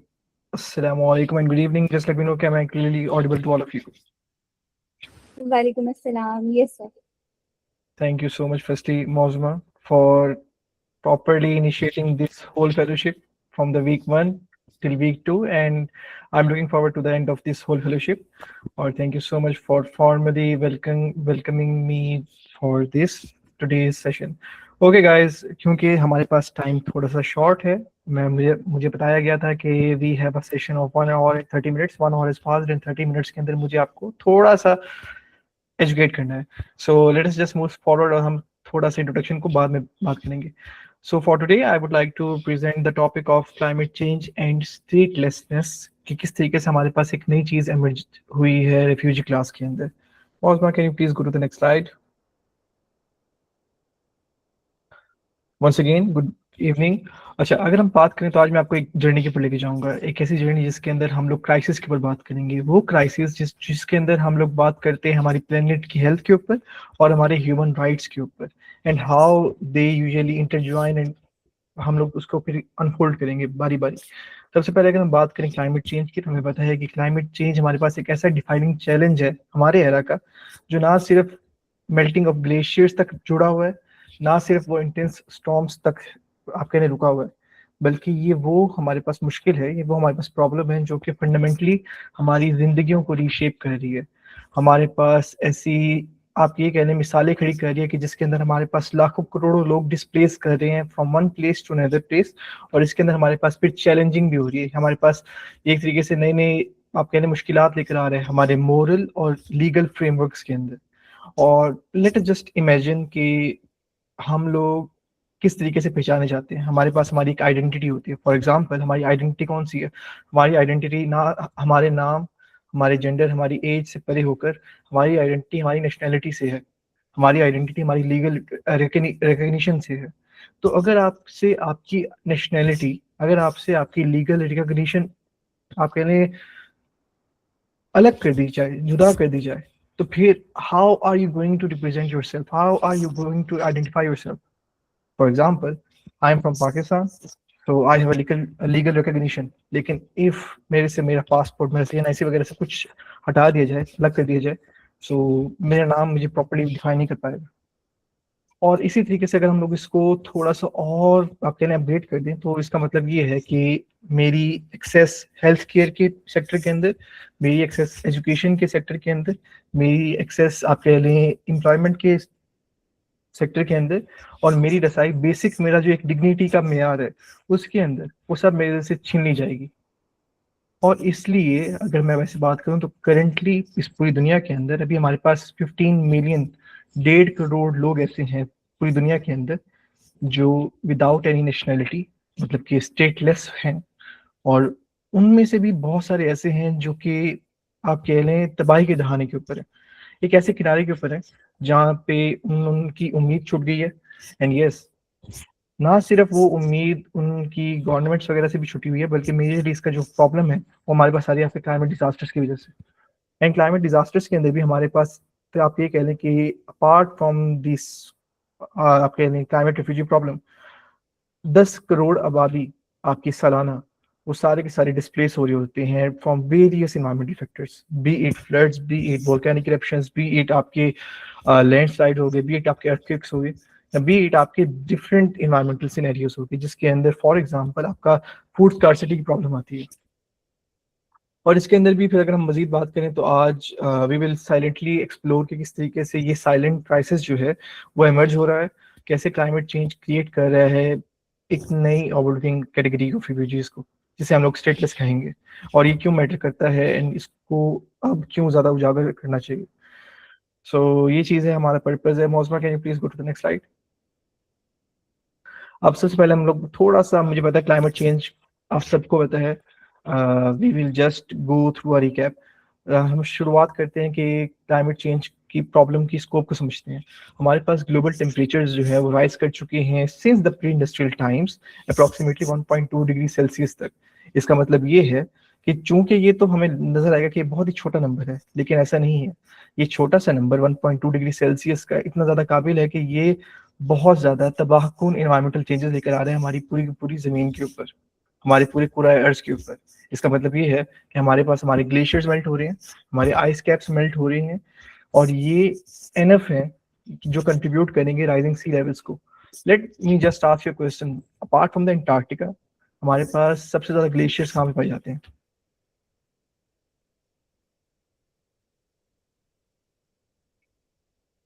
कौन सा ऐसा कंट्री है जहाँ पे हमारे पास अंटार्कटिका के अलावा ग्लेशियर्स पाए जाएंगे सबसे ज्यादा? May I answer? Like, can I have a little guess? Yes, you can answer. Sir, I think ये पाकिस्तान के अंदर जो माउंटेन रेंजेस हैं, if I'm not wrong, Himalayas की, if I'm not wrong, these are the Himalayas. Yes, team, and yes, ma'am. Thank you so much for the contribution. So मैं वैसे बताऊं तो according to the United Nations report हमारे पास पाकिस्तान के अंदर 50,000 से ज्यादा ग्लेशियर्स हैं अपार्ट फ्रॉम द अंटार्कटिका, और हम लोग लाइक एक तरीके से सेकंड नंबर पर हैं जहाँ पे हमारे पास सबसे ज्यादा ग्लेशियर्स पाए जाते हैं। ये हमारे पास यूएन की रिपोर्ट ने हमें बताया है। लेकिन by 2050 due to this climate change and all the other problems, ये सारे के सारे ग्लेशियर्स भी खत्म होते चले जाएंगे। तो this is just a fun fact. और ये जो हमारे पास ग्लेशियर्स वगैरह मेल्ट डाउन हो रहे हैं पूरी दुनिया के अंदर, जिसकी वजह से हमारे पास राइजिंग सी लेवल्स आ रहा है, ये हमारे पास 3.3 मिलीमीटर का इंक्रीज देखना पड़ रहा है हमें हर साल।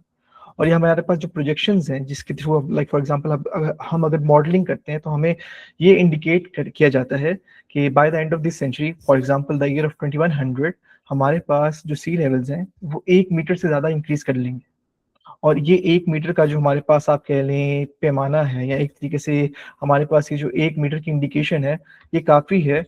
आपकी जो लो लाइंग नेशंस हैं, आपकी जो थर्ड आप कह रहे हैं लो लीस्ट डेवलप्ड कंट्रीज हैं, आपकी जो स्मॉल आइलैंड डेवलपिंग स्टेट्स हैं, उनको सबमर्ज करने के लिए और उनके लाखों करोड़ों लोगों को डिस्प्लेस करने के लिए। और हर साल आपके 90% से ज्यादा जो नेचुरल डिजास्टर्स हैं वो क्लाइमेट रिलेटेड हैं। फॉर एग्जांपल आपके फ्लड्स हो गए, आपके हरिकेन्स हो गए, आपके ड्राउट्स हो गए, और ये सारे के सारे जो डिजास्टर्स हैं वो हिट करते हैं आपकी सबसे ज्यादा वल्नरेबल कम्युनिटीज को, और बहुत ही तबाहकुन ढाने के ऊपर। और ये एस्टिमेट किया जाता है कि आपकी जो 25 मिलियन लोग हैं, फॉर एग्जाम्पल 2.5 करोड़ लोग सालाना एनुअली, वो सारे के सारे डिस्प्लेस होते हैं due to this climate related events. Number UN की रिपोर्ट्स के अंदर, apart from the UN reports, फिर हमारे पास कुछ और रिपोर्ट्स हैं जो कि वर्ल्ड बैंक की हैं, उसमें थोड़ा थोड़ा डिफरेंट है। So we are just trying to incorporate all the numbers from UN reports, from WB reports and other as well. अच्छा, अगर हम इसके ऊपर मजीद बात करें तो ये जो नंबर्स हैं ये स्टैजरिंग भी हैं, लेकिन साथ ही साथ जो हमारे पास एक एक स्टैटिस्टिक आ रहा है वो हमारे पास एक इंसानी कहानी को लेकर आ रहा है। फॉर एग्जाम्पल कि खानदान जो है वो अपने घरों को खैराबाद कर रहे हैं, अब उनके घर तबाह हो रहे हैं, आपकी जो कम्युनिटीज होती हैं उस जगह पे रहने वाले, आपके जो मोहल्ले हैं, आपके जो लोग हैं वो टॉर्न अपार्ट हो रहे हैं। आपकी जो जिंदगी है जो फॉर एग्जांपल पहले बैलेंस थी या बैलेंस्ड आप लोग कर रहे थे, आपकी वो प्रॉपर्ली अपसाइड डाउन हो जाएंगी। और इसके साथ साथ आपकी जो क्राइसिस है ये डीपर होते चले जाएंगे। किस तरीके से कि आपके पास आपके उन डिस्प्लेस्ड लोगों के लिए लीगल प्रोटेक्शन नहीं है, वो लीगल प्रोटेक्शन जो उनको क्लाइमेट चेंज के खिलाफ मिलनी चाहिए थी, और ये इनसफिशिएंट है। मौजूदा, can you please go to the next slide.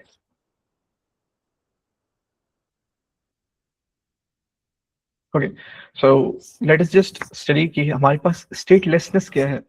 सो अगर हम लोग फोकस करें कि स्टेटलेसनेस क्या है, तो ये हमारे पास एक ऐसी कंडीशन होती है जिसके अंदर आपकी बहुत सारे लोग जो हैं वो या तो बॉर्न होंगे, लाइक पैदा होंगे, या फिर फॉल अपार्ट करेंगे उन सर्कमस्टांसेस की वजह से जो उनके कंट्रोल के परे हैं। ये हमारे पास एक स्टेटलेसनेस।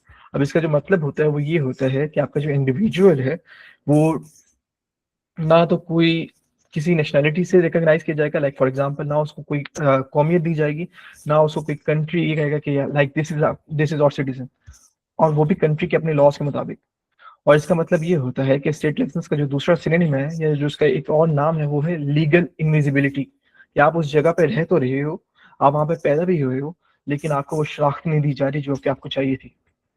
फॉर एग्जाम्पल इसके अंदर फिर ये होगा कि आपके उस पर्सन को कोई पासपोर्ट नहीं मिलेगा, उसका कोई वोट का राइट नहीं होगा, उसके पास कोई एक्सेस नहीं होगी बेसिक सर्विसेज की। अब बेसिक सर्विसेज कौन सी होंगी? वही जो हम लोगों ने शुरुआत में डिस्कस की थी। फॉर एग्जाम्पल एजुकेशन हो गया, आपके हेल्थ केयर हो गया, आपके एम्प्लॉयमेंट हो गया, एक्सेट्रा एक्सेट्रा। और ये जो कॉजेज हैं बहुत ज्यादा कम्प्लेक्स होते चले जाएंगे। फॉर एग्जाम्पल कि आपके पास डिस्क्रिमिनेटरी लॉज आ जाएंगे, वो लॉज टारगेट करेंगे आपकी स्पेसिफिक एथनिक ग्रुप्स को या रिलीजियस ग्रुप्स को, या फिर आपके पास कॉन्फ्लिक्ट्स आएंगे, वो कॉन्फ्लिक्ट्स जो कि डिसॉल्व करेंगे स्टेट्स को, या फिर आपके पास फिर डिफरेंट एडमिनिस्ट्रेटिव बैरियर्स आते चले जाएंगे, वो बैरियर्स जो कि लैग करते हैं आपके बर्थ रजिस्ट्रेशन को। कि like for example if your baby is born in that country, लेकिन आप अपने बेबी की बर्थ को रजिस्टर नहीं करवा सकते। एंड ये जो हमारे पास रजिस्ट्रेशन का प्रोसेस होता है ये उस कंट्री के कंसेंसस के लिए बहुत ज्यादा जरूरी होता है। और फिर हमारे पास अनरिजॉल्व बॉर्डर डिस्प्यूट्स भी आते हैं इसके नतीजे में। और हमारे पास ये जितने भी कॉन्सिक्वेंसेज हैं ये डेवास्टेटिंग है, ये तबाहकुन है। क्यों? क्योंकि आपके पास जो स्टेटलेस पर्सन्स होंगे उनको डिनाइड किया जाता है, उनको एक्सेस नहीं दी जाती आपकी एजुकेशन की, हेल्थ केयर की एंड एक्सेट्रा। और ये फिर हमारे पास इनको कांस्टेंट थ्रेट्स मिलते जाते हैं। किस चीज के? डिटेंशन के, डिपोर्टेशन की, एक्सप्लॉयटेशन के। फॉर एग्जांपल कहना तो नहीं चाहिए but most probably like if that family is not that much strong, तो आपको क्या होगा? ह्यूमन ट्रैफिकिंग होगी, स्मगलिंग होगी, ऑर्गन ट्रांसप्लांटेशन होंगी, इसके अलावा किडनैपिंग हो सकती हैं। फॉर एग्जांपल कहना नहीं चाहिए बट चाइल्ड एक्सप्लॉयटेशन होगी या फिर चाइल्ड रेप्स होंगे। और ये फिर हमारे पास जो लैग करती हैं आपकी लीगल स्टैंडिंग की, ये उनको स्ट्रिप करती है। किस चीज से? उनको डिग्निटी नहीं मिलती, उनको ह्यूमन राइट्स नहीं मिलते। और ग्लोबली ये कहा जाता है कि 15 मिलियन लोग ऐसे हैं, लाइक 1.5 करोड़ आबादी ऐसी है जो कि नेशनलिटी के बगैर रह रहे हैं, इनविजिबल है, हमें नजर आते हैं लेकिन उनकी कोई शनाख्त नहीं है। और जिसकी वजह से ये जो प्रॉब्लम है ये बहुत ज्यादा रियल है और अर्जेंट है कि क्लाइमेट चेंज एक्सेलरेट तो कर रहा है, लेकिन बहुत ज्यादा लोग जो हैं वो रिस्क के ऊपर हैं स्टेटलेस होने के। उन किस वजह से डिस्प्लेस हो रहे हैं, उनको वो अपने जो उनके घर थे, जो उनकी जमीनें थी, जो उनकी एक आइडेंटिटी थी उस जगह पे रहने की, वो खैराबाद कर रही है, वो उनसे पीछे चली जा रही है, छूटती चली जा रही है। Next slide please.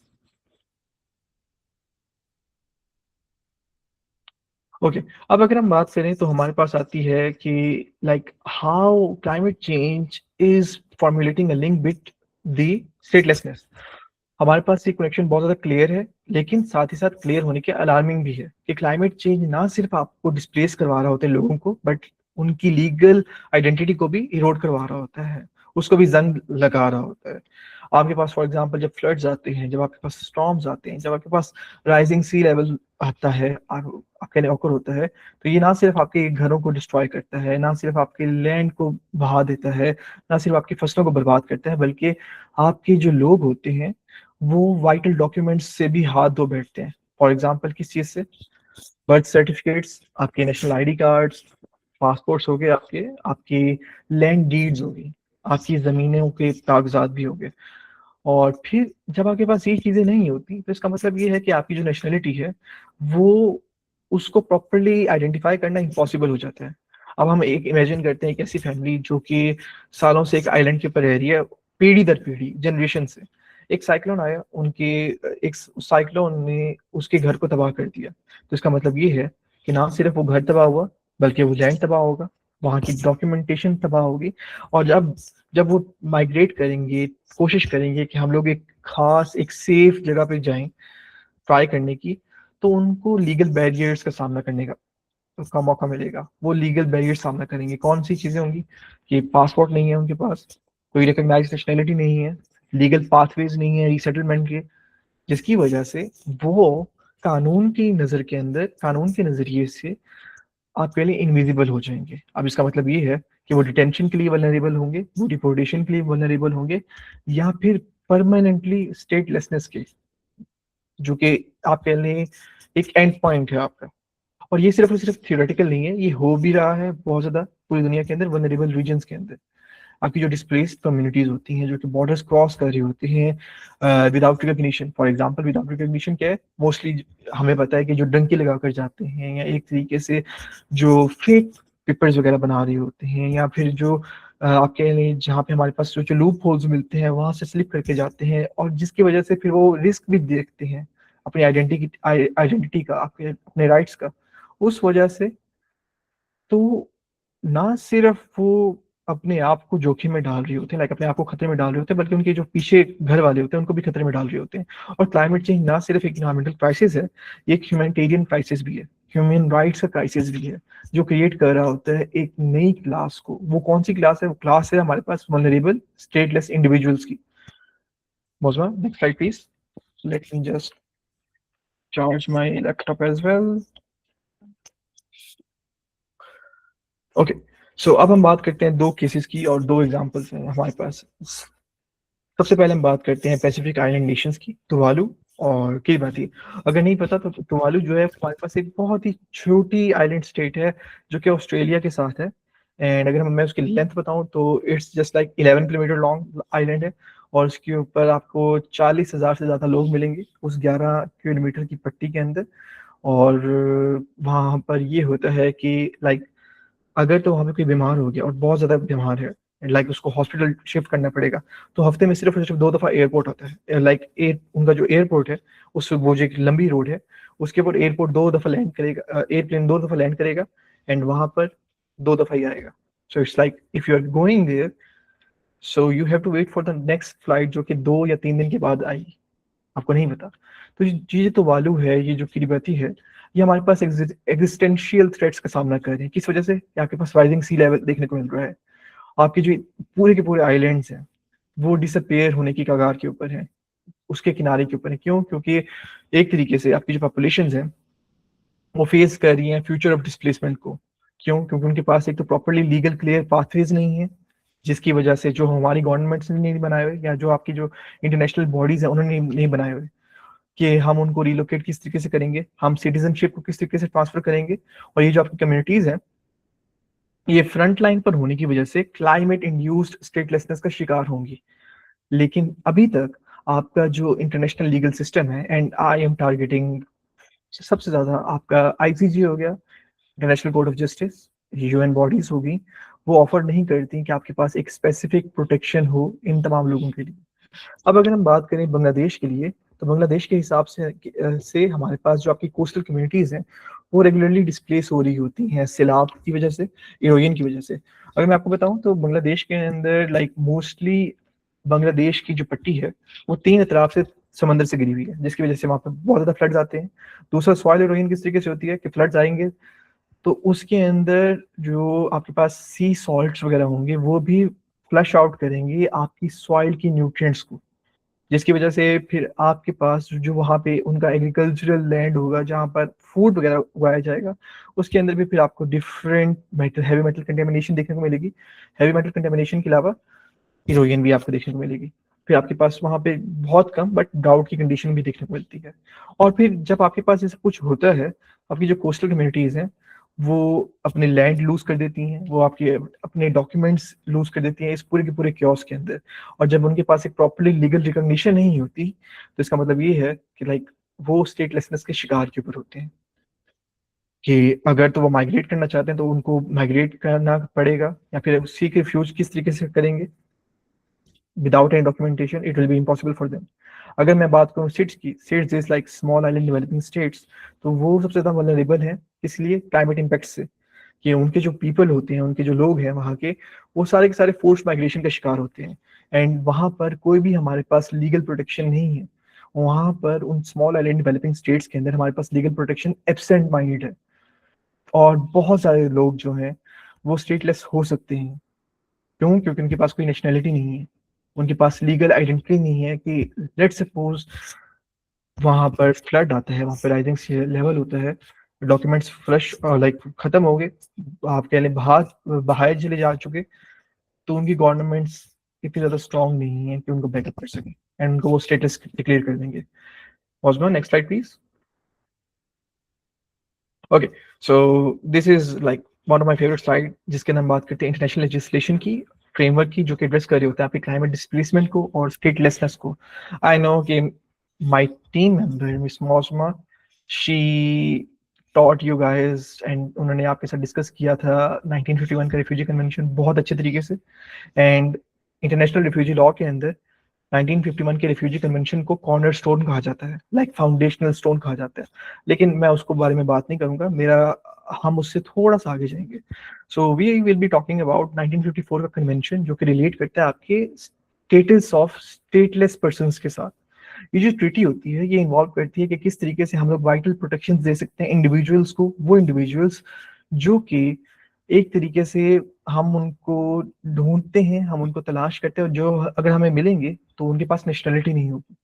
और एक तरीके से थोड़ा सा ये क्लाइमेट डिस्प्लेसमेंट के इशू को चुप भी करवा देता है, क्योंकि यहाँ के अंदर इसके अंदर एज्यूम किया जाता है कि जो आपके स्टेटलेसनेस की जो प्रॉब्लम है वो राइज करती है आपके पॉलिटिकल रीजंस की वजह से, लीगल रीजंस की वजह से, ना कि सिर्फ और सिर्फ इन्वायरमेंटल अपहीवल की वजह से।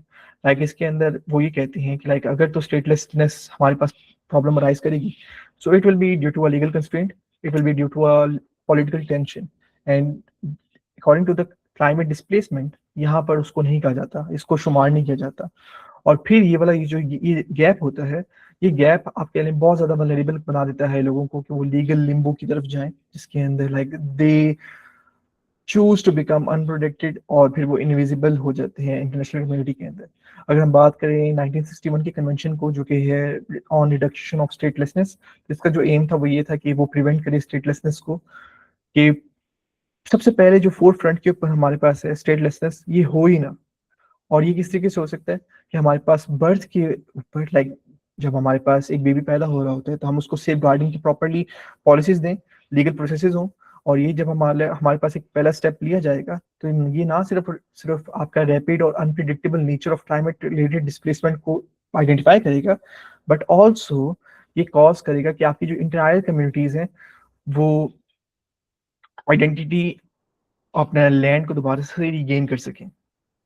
और फिर अगर हम बात करें पेरिस एग्रीमेंट की, वी ऑल नो दैट कि 2015 के अंदर आया था और बहुत अच्छा था, एक ग्लोबल क्लाइमेट डिप्लोमेसी के अंदर, जीसीडी के अंदर एक लैंडमार्क था कि इसने सेट किया था एम्बिशंस को, ऐसे गोल्स को कि हम लोग लिमिट करेंगे ग्लोबल वार्मिंग को और हम लोग प्रमोट करेंगे रेजिलियंस को। लेकिन अभी तक ये लैक करता है ऐसे स्पेसिफिक मैकेनिज्म्स को और कमिटमेंट्स को कि ये नहीं प्रोटेक्ट कर सकता आपके डिस्प्लेस्ड लोगों को जो कि क्लाइमेट चेंज की वजह से हुए हैं।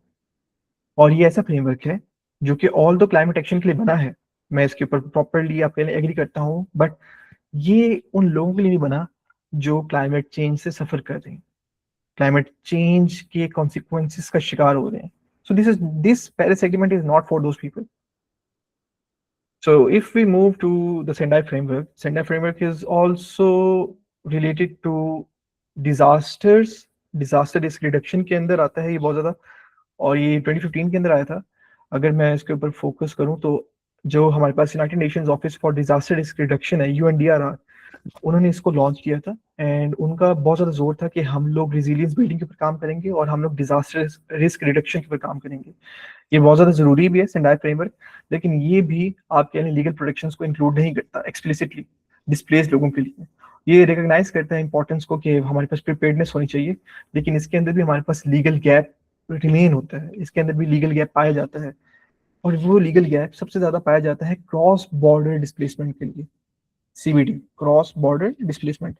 और अगर मैं वैसे बात करूँ आपके लिए UNHR से, United Nations human rights council, तो वो सबसे ज़्यादा आपके लिए आप इस दौर के अंदर एडवोकेट कर रही हैं कि हमारे पास जो क्लाइमेट चेंज से डिस्प्लेस हो रहे हैं लोगों को उनको राइट्स दिए जाने चाहिए.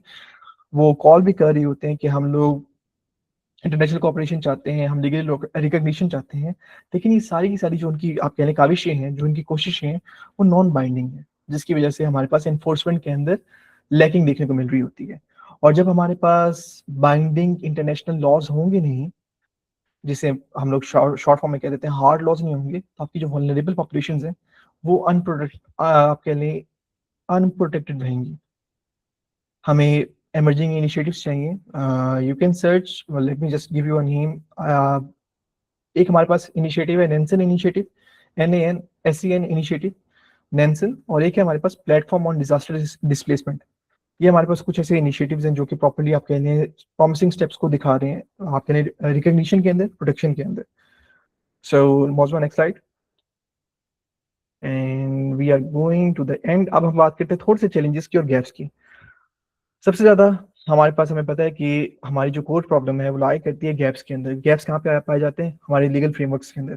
हमारा 1951 का रेफ्यूजी कन्वेंशन, उसके अंदर चूंकि ये कॉर्नरस्टोन है अपार्ट फ्रॉम दिस, लेकिन इसे सिर्फ कवर करता है कि ऐसे लोगों को जो फ्ली करते हैं परसिक्यूशन से.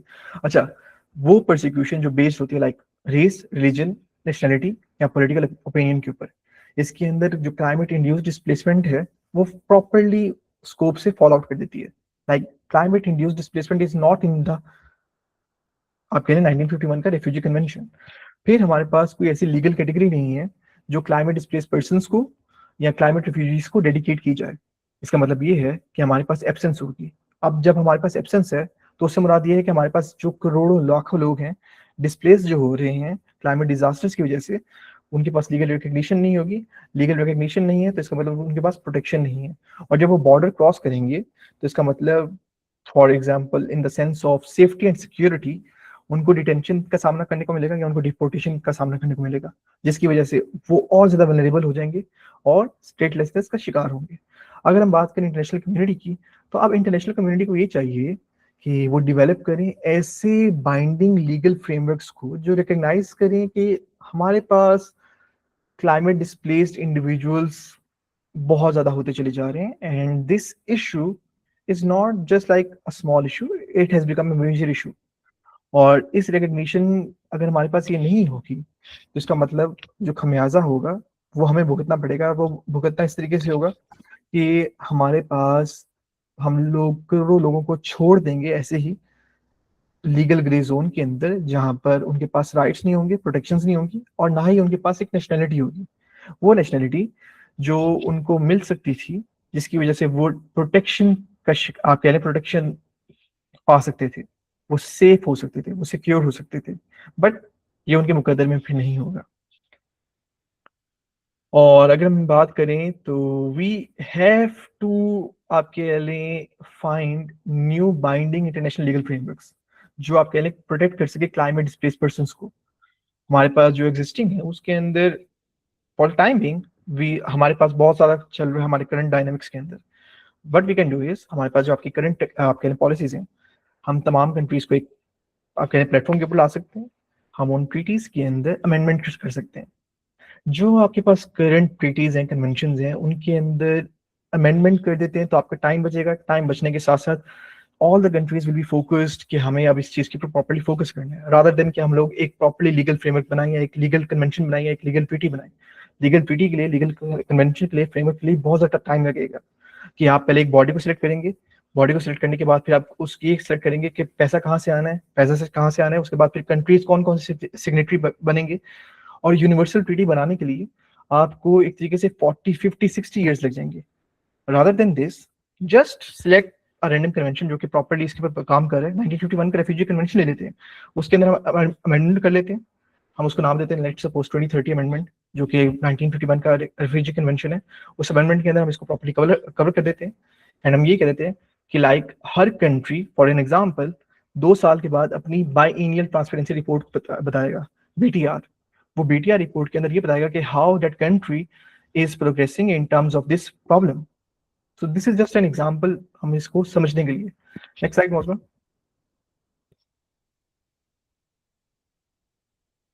Okay, so now we have the way forward. क्या किया जा सकता है? हमारे पास जो पाथ है वो रिक्वायर करता है बोल्ड कोऑर्डिनेटेड एक्शन को। हमें ये चाहिए कि सबसे पहले हम लोग स्ट्रेंथन करें इंटरनेशनल कोऑपरेशन को, जो एड्रेस करती है क्लाइमेट चेंज को। और क्लाइमेट चेंज को भी इस तरीके से एड्रेस कर रही होती है कि हम लोग बात कर रहे होते हैं एमिशंस की रिडक्शन के ऊपर, हम लोग बात कर रहे होते हैं कि हमारे पास वल्नरेबल कम्युनिटीज के अंदर हमें रिजिलियंस को बिल्ड करना है। दूसरी बात, हमें चाहिए कि हम लोग लीगल पाथवेज को बनाएं, ऐसे लीगल पाथवेज जिसके अंदर हम लोग क्लाइमेट इंड्यूस्ड माइग्रेशन की बात कर रहे हैं, हम लोग क्लाइमेट रिफ्यूजीज को रिकॉग्नाइज करवा रहे हैं, हम लोग स्टैब्लिश कर रहे हैं कि हमारे पास प्रोटेक्शन के, हम लोग उनको प्रोटेक्शन प्रोवाइड करेंगे इंटरनेशनल लॉ के अंडर। और इसके लिए ICJ इज द बेस्ट इदारा, इंटरनेशनल कोर्ट ऑफ जस्टिस, जो कि इसको प्रॉपर्ली कर सकता है apart from the UN body. UN का काम है लेकिन UN बहुत ज़्यादा टाइम ले सकता है। ICJ एक तरीके से प्रॉपर्ली अगर एक, आप कह लें लॉ के अंदर, I don't know the properly thing, but जब वो एक उसको प्रॉपर्ली इशू करेगा अपने ऑर्डर को, तो फिर UN को एक तरीके से इसके ऊपर काम करना पड़ेगा with the banking of other countries, जो कि हमारे पास डेवलप्ड हो सकते हैं, जो कि हमारे पास डेवलपिंग भी हो सकते हैं। फॉर एग्जाम्पल इसके अंदर आपके पास फिर काम कर सकते हैं, नॉर्वे काम कर सकता है, स्वीडन काम कर सकता है, न्यूजीलैंड काम कर सकता है, कनाडा काम कर सकता है। ये हमारे पास डेवलप्ड कंट्रीज की बात होगी एग्जाम्पल के अंदर, जो कि इसके ऊपर मजीद काम भी कर रहे हैं भी। अच्छा, अपार्ट फ्रॉम दिस फिर हमारे पास हम लोग इसके अंदर मजीद बात करते हैं कि इसके अंदर ये आप कह लें रिफॉर्म्स के ऊपर भी बात करेंगे, ऐसे रिफॉर्म्स जो कि एग्जिस्ट भी कर रहे हैं और अपार्ट फ्रॉम देयर एग्जिस्टेंस हम लोग क्रिएट भी कर सकते हैं ऐसी न्यू ट्रीटीज को जो कि स्पेसिफिकली डिजाइन कर सकते हैं क्लाइमेट डिस्प्लेसमेंट के अंदर। थर्डली, हमें चाहिए कि हम लोग बिल्ड करें रिजिलियंस को, ऐसी रिजिलियंस जो कि इन्वॉल्व करती है कि हम लोग सस्टेनेबल इंफ्रास्ट्रक्चर के ऊपर इन्वेस्ट करें, हम अर्ली वार्निंग सिस्टम्स के ऊपर इन्वेस्ट करें, हम लोग कम्युनिटी बेस्ड एडेप्टेशन स्ट्रेटजीज के ऊपर इन्वेस्ट करें, जो एम्पावर करें आपकी वल्नरेबल पॉपुलेशंस को कि वो विथस्टैंड कर सकें क्लाइमेट शॉक्स को। और फाइनली हम लोग अवेयरनेस को रेज करें, ऐसी अवेयरनेस को जिसके अंदर कि हम लोग एडवोकेट कर रहे हो कि पॉलिसी रिफॉर्म्स कितने ज़्यादा एसेंशियल हैं, किस तरीके से हम लोग क्लाइमेट चेंज को रिकॉग्नाइज करें as a human right issue, जो कि डिमांड करता है हमारी कलेक्टिव रिस्पॉन्सिबिलिटी को और हमारे अर्जेंट एक्शन को। नेक्स्ट स्लाइड मौसम। तो this is the second last slide, और मैं अगर इसको कंक्लूड करना चाहूँ तो आई जस्ट वांट कि हम लोग इसको रिफ्लेक्ट करें from the letter A to letter C। Climate change is not just an environmental issue, ये हमारे पास एक ऐसा प्रोफाउंड ह्यूमन राइट क्राइसिस है जो कि पुश कर रहा है लाखों करोड़ों लोगों को डिस्प्लेसमेंट की तरफ, कि उनसे उनकी आइडेंटिटीज को छीन रहा है, उनको उनकी आइडेंटिटीज ना देने की बजाय क्रिएट करवा रहा है एक स्टेटलेस पर्सन्स की क्लास को, जिसके अंदर आपके जो लोग हैं वो इनविजिबल होंगे कानून के सामने। Like physically they will be present, but उनकी आइडेंटिटी कि हम उसको किस नाम से पुकारें वो ही नहीं होगी उनके पास, जिसकी वजह से फिर हमारे पास जिंदगी के अंदर या हमारी रियल वर्ल्ड के अंदर सफरिंग जो है, जैसे हम लोग कहते हैं ना सफरिंग, वो रियल सफरिंग स्टार्ट होगी। अब अगर हम इस क्राइसिस को एड्रेस करें तो हमें चाहिए कि हम लोग इमीडिएट कंसल्टेड एक्शन को लें, जिसके अंदर हम लोग बात करें रिफॉर्मिंग लीगल फ्रेमवर्क्स के ऊपर, हम स्ट्रेंथन करें इंटरनेशनल कोऑपरेशन को, और हम इंश्योर करें no one is left behind, जो कि SDGs का भी गोल है, सस्टेनेबल डेवलपमेंट गोल्स। हमारे पास उनका जो एक अकेले एम है वो ये है कि no one is left behind या लिविंग नो वन बिहाइंड, और हम लोग किसी को भी पीछे ना छोड़ें because of the climate change. Climate change सबको आपके लिए इफेक्ट कर रहे हैं, be it the rich people, be it the poor people, be it upper middle class, lower middle class, आपके बच्चे हो गए, बूढ़े हो गए, जवान हो गए, प्रेग्नेंट वुमेन होगी। और हमारा जो फ्यूचर है वो डिपेंड करता है कि हम लोग किस तरीके से हमारी एबिलिटी को इस्तेमाल करते हुए रिकग्नाइज करें इन चैलेंजेस को, और हम लोग कंपैशन के साथ एक्ट करें, जस्टिस के साथ एक्ट करें और रिजॉल्व के साथ करें। एंड हम याद ऐसे करना पड़ेगा, हमें याद करते रहना चाहिए कि क्लाइमेट डिस्प्लेस पर्सन्स को प्रोटेक्ट करने के लिए we have to properly get align on a same page और ऑन अ सेम प्लेटफॉर्म। और ये कोई हमारे पास एक मोरल ऑब्लिगेशन नहीं है, ये हमारी कलेक्टिव ह्यूमैनिटी का टेस्ट है। So this is end, and next slide, Mosma, it will be just a thank you slide. So this is it. I really looking forward to your questions. अगर आपको कोई question है, so this is it. And thank you so much, Mosma, for initiating the whole fellowship. आप एक बहुत अच्छा काम कर रहे हो, and for inviting me today as well. Thank you so much, sir, and thank you so much for your presentation. It's really amazing, as usual. So thank you so much. Okay, we have Miss Eamon. She's raising the hand. Yes, Eamon, if you have a question, go ahead. Yes, I have a question for Satanya. Actually, when we talk about collective humanity, we have seen such SDGs and all working on the climate and pollution and so much more. But seeing what's happening currently, I would say that that's not much happening, right? And coming back to the point that, do you think that there will be measures taken about the refugees, like climate refugees? Do you think that, because there's so much happening on climate and everything, do you think that climate refugees will be working on? I don't want to degrade the morals and all, but it was a question in my mind. I'm sorry. No worries, ma'am. Yes, sir, if you want to answer. Okay, so thank you so much, Ms. Umar Aman, for your question. आपका question ये है कि like how इस पूरे के पूरे current scenario के अंदर हम लोग रेफ्यूजीज के स्टेटस को बहाल कर सकते हैं, हम उनको रिकग्नाइज करवा सकते हैं।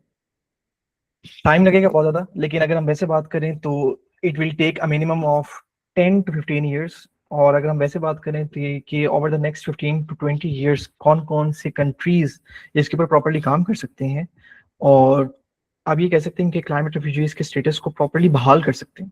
तो वो कौन कौन से हो सकते हैं, वो किस तरीके से कर सकते हैं, हम उसके ऊपर थोड़ा सा बात कर लेते हैं, फिर आपके क्वेश्चन को हम इसको आंसर करने के लायक हो जाएंगे। तो let's just take an example of New Zealand. उनका जो पॉलिसी फ्रेमवर्क है वो ये है कि वो माइग्रेंट्स को एक्सेप्ट कर रहे होते हैं, जिसका मतलब ये है like they are willing to support individuals, चाहे वो पैसिफिक आइलैंड नेशन से हो या किसी भी नेशन से हो। उनकी जो गवर्नमेंट है वो ये कहती है कि हम लोग कमिटमेंट को एक्सप्रेस करते हैं कि हम लोग एकोमोडेट करेंगे क्लाइमेट डिस्प्लेस्ड पीपल को। किसके थ्रू? कि उनके पास आपके लिए ह्यूमैनिटेरियन पाथवेज भी हैं, उनके पास वीजा प्रोग्राम्स भी हैं। अगर मैं एग्जांपल लूँ कनाडा की, तो कनाडा जो है वो जाना जाता है कि उनकी जो इमिग्रेशन पॉलिसीज हैं वो बहुत ज़्यादा प्रोग्रेसिव है, जिसका मकसद ये है या जिसका मतलब ये है वो ये होगा कि आपकी जो वल्नरेबल पॉपुलेशंस होंगी उनके लिए कनाडा अपने पाथवेज को एक्सपेंड कर देगा। उनकी इंटेंशन ये होगी, जिसके अंदर इंक्लूड किया जाएगा the climate induced people as well. और कनाडा 15 से 20 सालों के अंदर आपकी मल्टी ईयर इमिग्रेशन टारगेट्स को अपग्रेड कर देगा कि उनके अंदर उनके जो मल्टी ईयर इमिग्रेशन टारगेट्स हैं उनके अंदर वो एकोमोडेट करे क्लाइमेट रेफ्यूजीज को। Let's just seek an example of Germany. Germany 15 to 20 years के अंदर या 10 to 15 years के अंदर आपकी जो ह्यूमैनिटेरियन असाइलम पॉलिसीज हैं जर्मनी के अंदर, वो उनके लिए स्ट्रॉन्ग कमिटमेंट को दिखाता है, अभी भी दिखा रहा है एंड आगे भी दिखाता चला जाएगा। एंड उसके अंदर जो उनकी कमिटमेंट है वो ये है कि like they have to protect the human rights. And पिछले भी सालों के अंदर, कई सालों के अंदर वो लार्ज नंबर के अंदर रेफ्यूजीज को वेलकम करें जर्मनी के अंदर। और उनके अंदर लाइक जर्मन जो आपके लिए नेशनल्स हैं या उनकी जो गवर्नमेंट है वो अवेयरनेस ग्रो होती चली जा रही है कि क्लाइमेट डिस्प्लेसमेंट की वजह से बहुत ज़्यादा नुकसान होता चला जा रहा है। और जर्मनी शायद, मैं भी शायद के लफ्ज़ इस्तेमाल करूंगा, में कि वो फॉर्मलाइज कर दे पाथवेज को जिसके अंदर वो एडमिट करे इंडिविजुअल्स को ऐसे इंडिविजुअल्स जो क्लाइमेट रिलेटेड क्राइसिस से अपनी जानें बचा कर रहे हैं। अगर हम लेट्स सपोज एग्जांपल ने स्वीडन की, तो स्वीडन आपके लिए रिकग्नाइज करवा रहा होता है कि क्लाइमेट चेंज की वजह से जो इम्प्लीकेशंस आ रही होती हैं आपके माइग्रेशन पैटर्न्स के ऊपर, या आपके लिए जो डिस्कशंस हो रही होती हैं आपके कि हम लोग इंटीग्रेट करें असाइलम पॉलिसीज के अंदर क्लाइमेट कंसिडरेशंस को, तो उसके ऊपर बहुत ज़्यादा काम कर रहे हैं। एंड स्वीडन भी with in the course of 15 to 20 years implement कर सकता है उन पॉलिसीज को जो कि सपोर्ट करें क्लाइमेट डिस्प्लेस्ड इंडिविजुअल्स को। So all apart from these things, मैं ये कहूँगा कि European union is doing a good job, UK is doing a good job. US की मैं एग्जांपल नहीं लूंगा क्योंकि वहाँ पर टेंशंस हैं, पॉलिसीज उनकी फ्लक्चुएट करती चली जाती हैं, पोटेंशियल शिफ्ट है क्लाइमेट रिफ्यूजीज के लिए, but still we need to see कि क्या आपके लिए लाहेमल होगा। एंड मैं वैसे ये कहना चाहूँगा कि करंट पॉलिटिकल डायनेमिक्स के अंदर इट इज़ रियली आप कह लें नॉट पॉसिबल कि हम लोग प्रॉपरली क्लाइमेट रिफ्यूजीज को रिकग्नाइज करवा सकें। लेकिन आई एम बिलीविंग कि over the course of minimum 5 years we can have it, या we can at least be able कि हम लोग आईसीजी के थ्रू उस ऑर्डर को इशू करवा सकें। एंड जब आईसीजी के थ्रू ऑर्डर इशू हो जाता है तो इसके ऊपर ये बात के लिए बात होती है कि जितने भी कंट्रीज हैं वो इस चीज़ को सीरियसली लेना स्टार्ट कर देते हैं। अब जब आईसीजी से ऑर्डर अप्रूव होगा तो यूएन के अंदर जो यूएन की बॉडीज है, फॉर एग्जांपल आईओएम हो गया, इंस्टीट्यूट ऑफ माइग्रेशन यूएन का जो इदारा है, या आप कह लें ह्यूमन राइट्स काउंसिल जो यूनाइटेड नेशंस की है यूएनएचसीआर, या अपार्ट फ्रॉम यूएनएचसीआर या यूएन आईओएम, या आपके पास जो आपका यूएनएफसीसीसी है, वो सारे की सारी चीज़ें या वो सारी की सारी यूएन की जो एजेंसीज हैं वो भी इस चीज़ को सीरियसली लेना स्टार्ट कर देंगे। अब जब वो सीरियसली लेना स्टार्ट करेंगे तो उसका मकसद या इसका मतलब ये है कि लाइक दे विल बी री going through the conventions, either they will make the amendment or either they will say कि like we have to make a new treaty। तो तब जाकर आप ये कह सकते हैं कि within the course of 10 to 15 years we will be having the recognition of climate refugees। लेकिन हालिया दौर के अंदर I am not going to say कि हम लोग क्लाइमेट रिफ्यूजीज को प्रॉपरली रिकग्नाइज करवा सकते हैं। कंट्रीज के अंदर हम लोग रिकग्नाइज करवा सकते हैं, इंडिविजुअल एफर्ट्स के अंदर, पाकिस्तान के अंदर भी हम लोग करवा सकते हैं प्रॉपर, बट वो भी ये है कि हमें प्रॉपर चैनल के थ्रू जाना पड़ेगा। एंड उसके लिए लाइक फिर ये है कि लाइक आपकी एक तो पॉलिटिकल आपका एजुकेशनल बैकग्राउंड स्ट्रांग हो, आपके पास प्रॉपरली पॉलिसी ब्रीफ्स हो, आपके पास केस स्टडीज हो, आपके पास केस स्टडीज के साथ साथ आपके पास एक स्ट्रांग नो हाउ भी होनी चाहिए कि लाइक आपका जो ब्लॉक है लाइक जिसके थ्रू आप जा रहे हैं, या आपकी जो आपकी टीम है वो भी स्ट्रांग होनी चाहिए कि आप जब गवर्नमेंट के सामने इस चीज़ को पेश करें तो गवर्नमेंट इसको रद्द ना करे, या वो ये ना कहें कि ओके हम इसको बाद में देखते हैं, वो कहें okay it's good, let's just talk about this over the course of next 2 or 3 months। तो जब आप ये चीज़ होती है तो फिर पाकिस्तान के अंदर हम इसको प्रॉपर्ली काम करवा सकते हैं। And thank you for the question. Thank you, sir. We have Ma'am Samrana. Yes, ma'am, go ahead.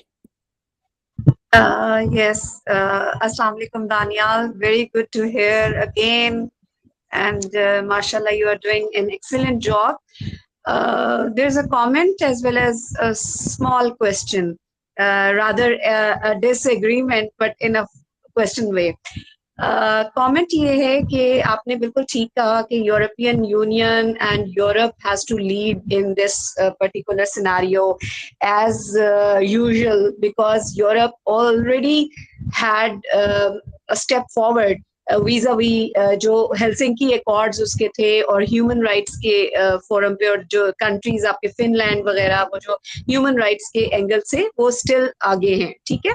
और not to be taken into consideration आपका अमेरिका या बाकी सारे जो हैं वो स्टिल दे रिगार्ड उनके डिफरेंट पर्सपेक्टिव्स हैं, और that is why this climate change politics, it is or governance, basically it is fragmented one, especially in the current scenario जहाँ पे अमेरिका भी withdraw कर रहा है, बहुत सारे climate change को accept ही नहीं करता और climate change को withdraw कर रहा है।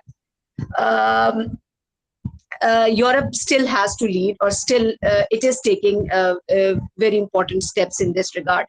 My question to you is कि keeping in this perspective, ये जो आपका अमेरिका का withdrawal है, fragmented climate politics है, governance fragmented है, और आपके block formation हो गई है climate governance के point of view से, और साथ ही साथ आपका जो migration की policies है, already जो not climate induced migration but simple migration, उससे related जो strict and stricter laws आपके अमेरिका में और rest of the countries में emerge हो रहे हैं, आप what do you think? Climate refugees still 10 to 15 years में ये हो सकता है? जहां तक मुझे ये पता है कि अभी तक वो जो क्लियरली रेफ्यूजीज के कॉन्सेप्ट्स में भी ना लीगल कंपल्शन बहुत ज्यादा है, मतलब उनको भी अभी तक true status, specially talking about the statelessness and talking about other things, वो अभी तक क्लैरिटी नहीं है. तो क्लाइमेट जो है it's a very new area of recognizing, एक फैक्टर है जो रेफ्यूजीज को रिकग्नाइज करने के लिए. तो what is your take on this? Thank you. Thank you so much ma'am, आपने बिल्कुल ठीक कहा.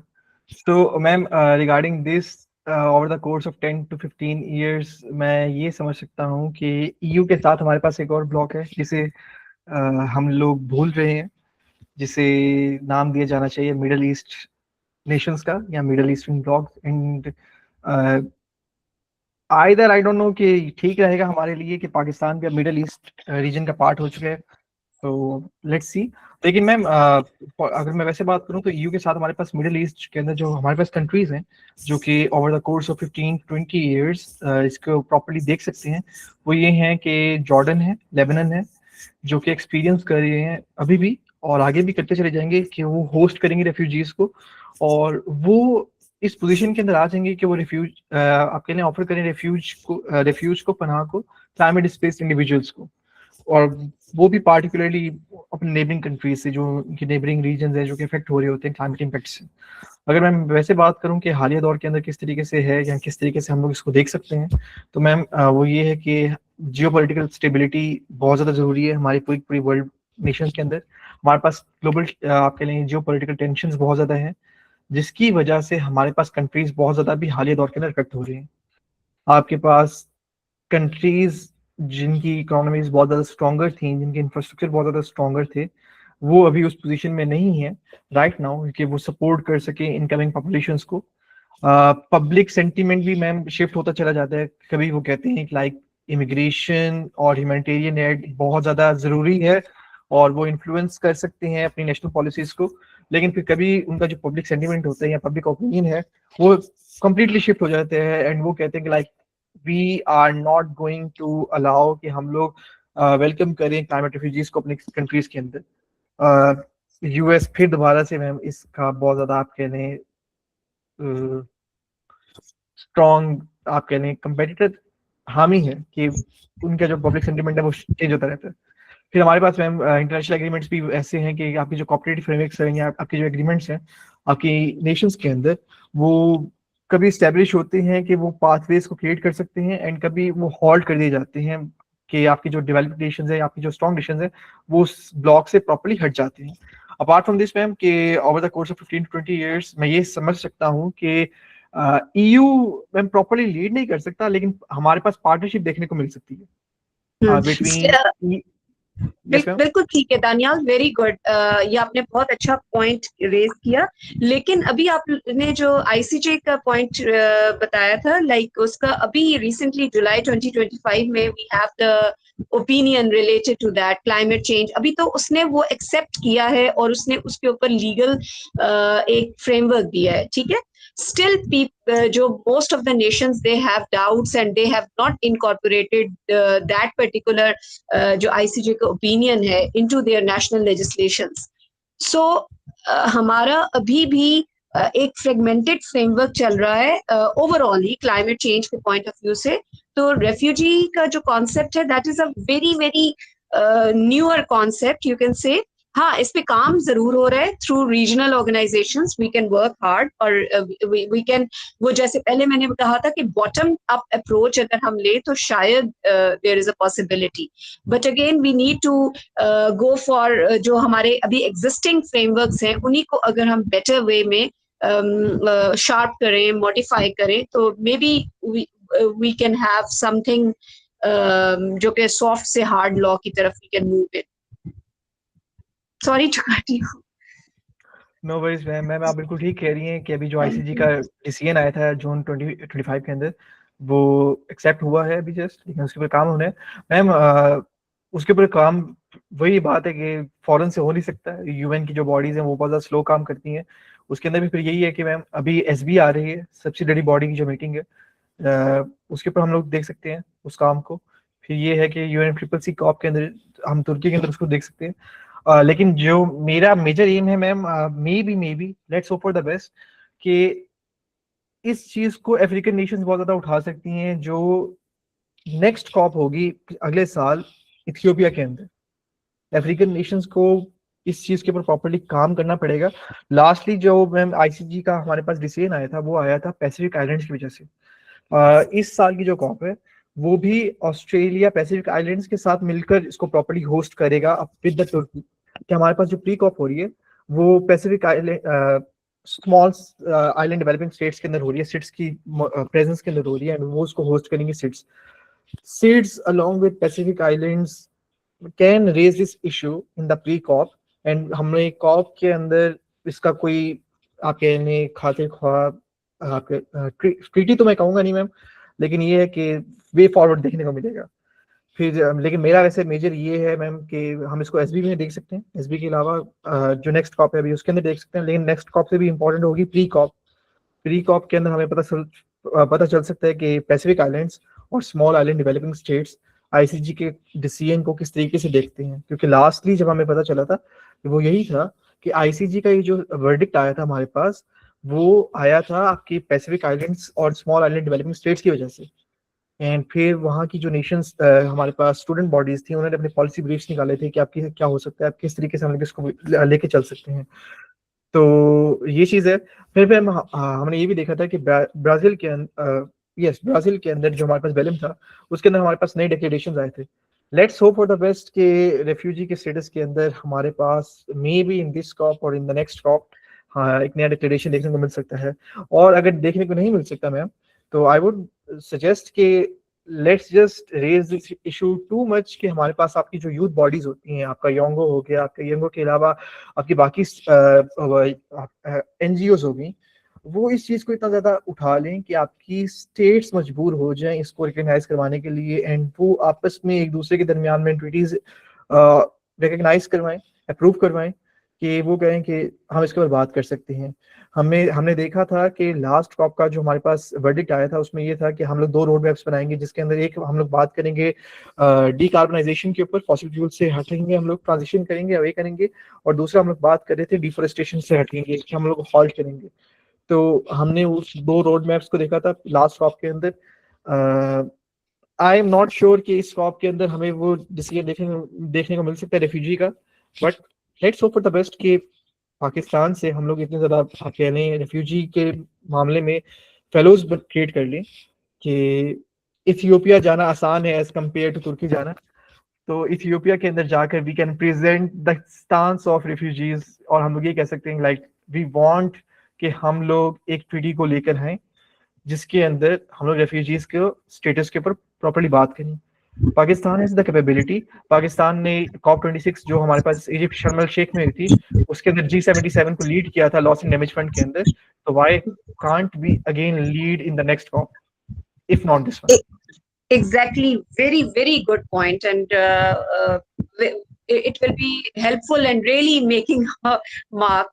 क्योंकि जब तक हम यहाँ से स्टार्ट नहीं करेंगे, और स्पेशली जो आपके ऑब्जर्वर्स जाते हैं, जो आपके एनजीओज जाती हैं, और जो आपके INGOs जो as an observer UN frameworks में बैठे होते हैं, at least we should try and we should activate this kind of thing.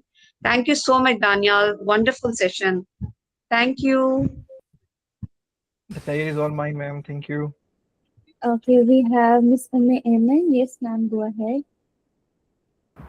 Okay, I have two questions. I don't want the session to be boring. That is why I just raised my hand down again. And the first question is that do you think that states will accept the other countries like refugees and all? Because saying that it will, of course, happen after 50, 60 years. Actually, the reports also say that. So, do you think that the countries will accept the refugees based on the articles that you are saying will be created in the COP and other sessions? Also, the second question I just got in my mind when you talked about the Pakistan being into the Middle East map by the World Bank. And do you think it will actually turn into official? Because first, right now it's by the World Bank, seeing the trade and the economic situations. So, do you think it will actually change into the map with the Middle East also? Afghanistan is also connected to that. Like Afghanistan is also added into it.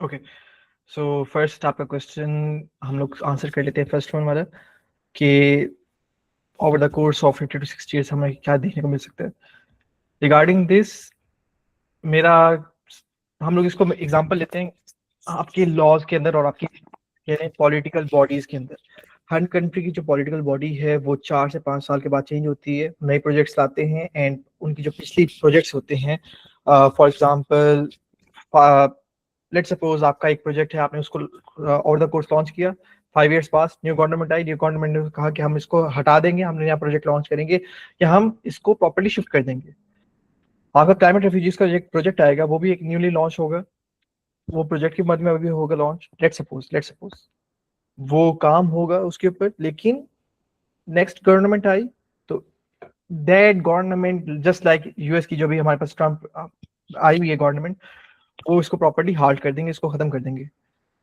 what we need is we need to follow from the example of Malaysia के अंदर ये है कि let's suppose उन्होंने एक नया law पास करवाया होता है एक उनके करंट गवर्नमेंट की बॉडी के अंदर सो उनकी जो करंट गवर्नमेंट बॉडी होगी या उनकी जो करंट गवर्नमेंट होगी उन्होंने एक नया लॉ पास करवा दिया अब वो उनके कॉन्स्टिट्यूशन के अंदर ये है कि एक भी अगर लॉ उस गवर्नमेंट के अंदर पास हो चुका है या एक प्रोजेक्ट लॉन्च हो चुका है तो with in the next course of 20 years कोई गवर्नमेंट जो भी आएगी वो उसको रोकेगी नहीं वो उसके ऊपर मजीद काम करती चली जाएगी एंड आफ्टर 20 years जो उस वक्त की गवर्नमेंट होगी then that government will decide कि वो दोबारा से इसके ऊपर कंटिन्यू करेगी या नहीं करेगी this is what we need for each and every country अगर वो हम लोग रेफ्यूजी के अंदर बात करना चाहते हैं एंड ये चीज हमारे पास वर्डिक्ट वही आएगा कि आसान नहीं है आपकी कॉन्स्टिट्यूशन को चेंज करना या आपकी जो इसको प्रॉपर्ली बात करना